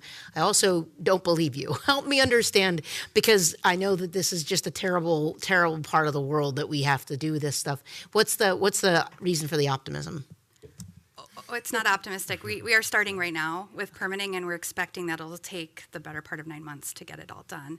So we are working with the different agencies, starting to introduce the concepts, particularly to the 9 Mile Creek Watershed District, having multiple meetings, kind of walking them through the process. Most of the permitting agencies won't want to look or respond to anything till we're at 90%. And so we are having pre-meetings. We're planning to have pre-meetings with them as well. Okay. So it will take, we're anticipating a 9-month permitting process. Okay, so the process that you had on your timeline that had the word permits in it was you guys getting to a place where people can be reviewing it, but it wasn't that permits were going to be done by then. Permits, we need permits done before we break ground. So Yes. that's the goal. I understand now. Thank you. I was very impressed, and I was like, "What do you know that we don't know?" Perfect. Okay, those are my questions. Thank you. Thank you, Councilmember. Councilmember Rivas. Somewhat of a follow-up to her question on the creek realignment. If you did that, how much of the canopy would have to be removed? I just noticed that the refuge just did something to Ike's Creek, and they had a big swath of trees removed. But I mean, it's something similar to that will have to be done, or to a lesser scale. I know it's much bigger here than over there, but. So how much of the canopy will have to be removed to do the meandering natural like it used to be? Yeah, that we're not exactly sure because we haven't decided which route we'll go. We'll have to evaluate that when we're doing the more detailed calculation. So we're still digging in. We're still collecting data. We're still having our surveyors go out there and get the topographic data so that we can make more of an informed decision. Right. So I'm there just will as be excited as cheese, but I don't show it. Okay, I'm really happy about this. It would be really nice to see this I'll be excited finalized. on your Yeah. hat. Yeah. All right, thank you. Additional questions, Council? Very good. When do we expect to hear from you again? We will expect to be back to council late summer, early fall with that 60% and new cost estimate. Very good. And we look forward to it. Keep up the good work. Thank you much. Thank you. Council, we're going to move on to item 5.2, our City Council policy and issue update. And what I'm going to ask Council, I'm going to get through our listening sessions, but I think if everybody could maybe hold on to any ideas or any discussion points until our next meeting, because we still need to go into closed session here yet tonight. Yep. So if I could indulge you, if you can indulge me in that way, I think we might be able to get out of here a little bit sooner.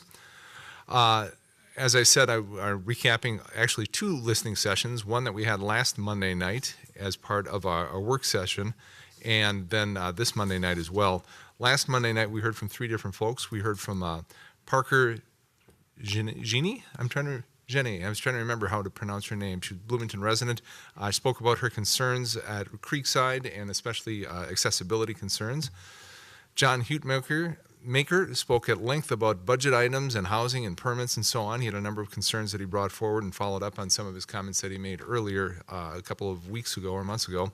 And Lisa Watson provided a brief update about a proposed new quick trip project that would be at 94th and the freeway on the northeast side, northeast quadrant there. And so she provided an introduction to that project, and I'm guessing we'll probably hear more from her as that project moves forward. Tonight, on the 28th, we heard from 6 or 7 folks. We heard from, we heard from Elizabeth Cambrone about traffic changes around the new Community Health and Wellness Center and her concerns as a neighbor about what might the impacts be. We heard from Gary Vig, had concerns about Creekside, changes being made there and advocating for keeping Creekside as a senior center. We heard also from Dave Hoagie, and he had he's had cars towed from his maintenance facility and had concerns about that, and understandable concerns, and we agreed that we were going to try and resolve that and make sure that environmental health and our legal staff talked to him, and we got to a resolution about the cars that were being towed and the whys and the hows, and make sure that we could we could make our way through that in a positive manner.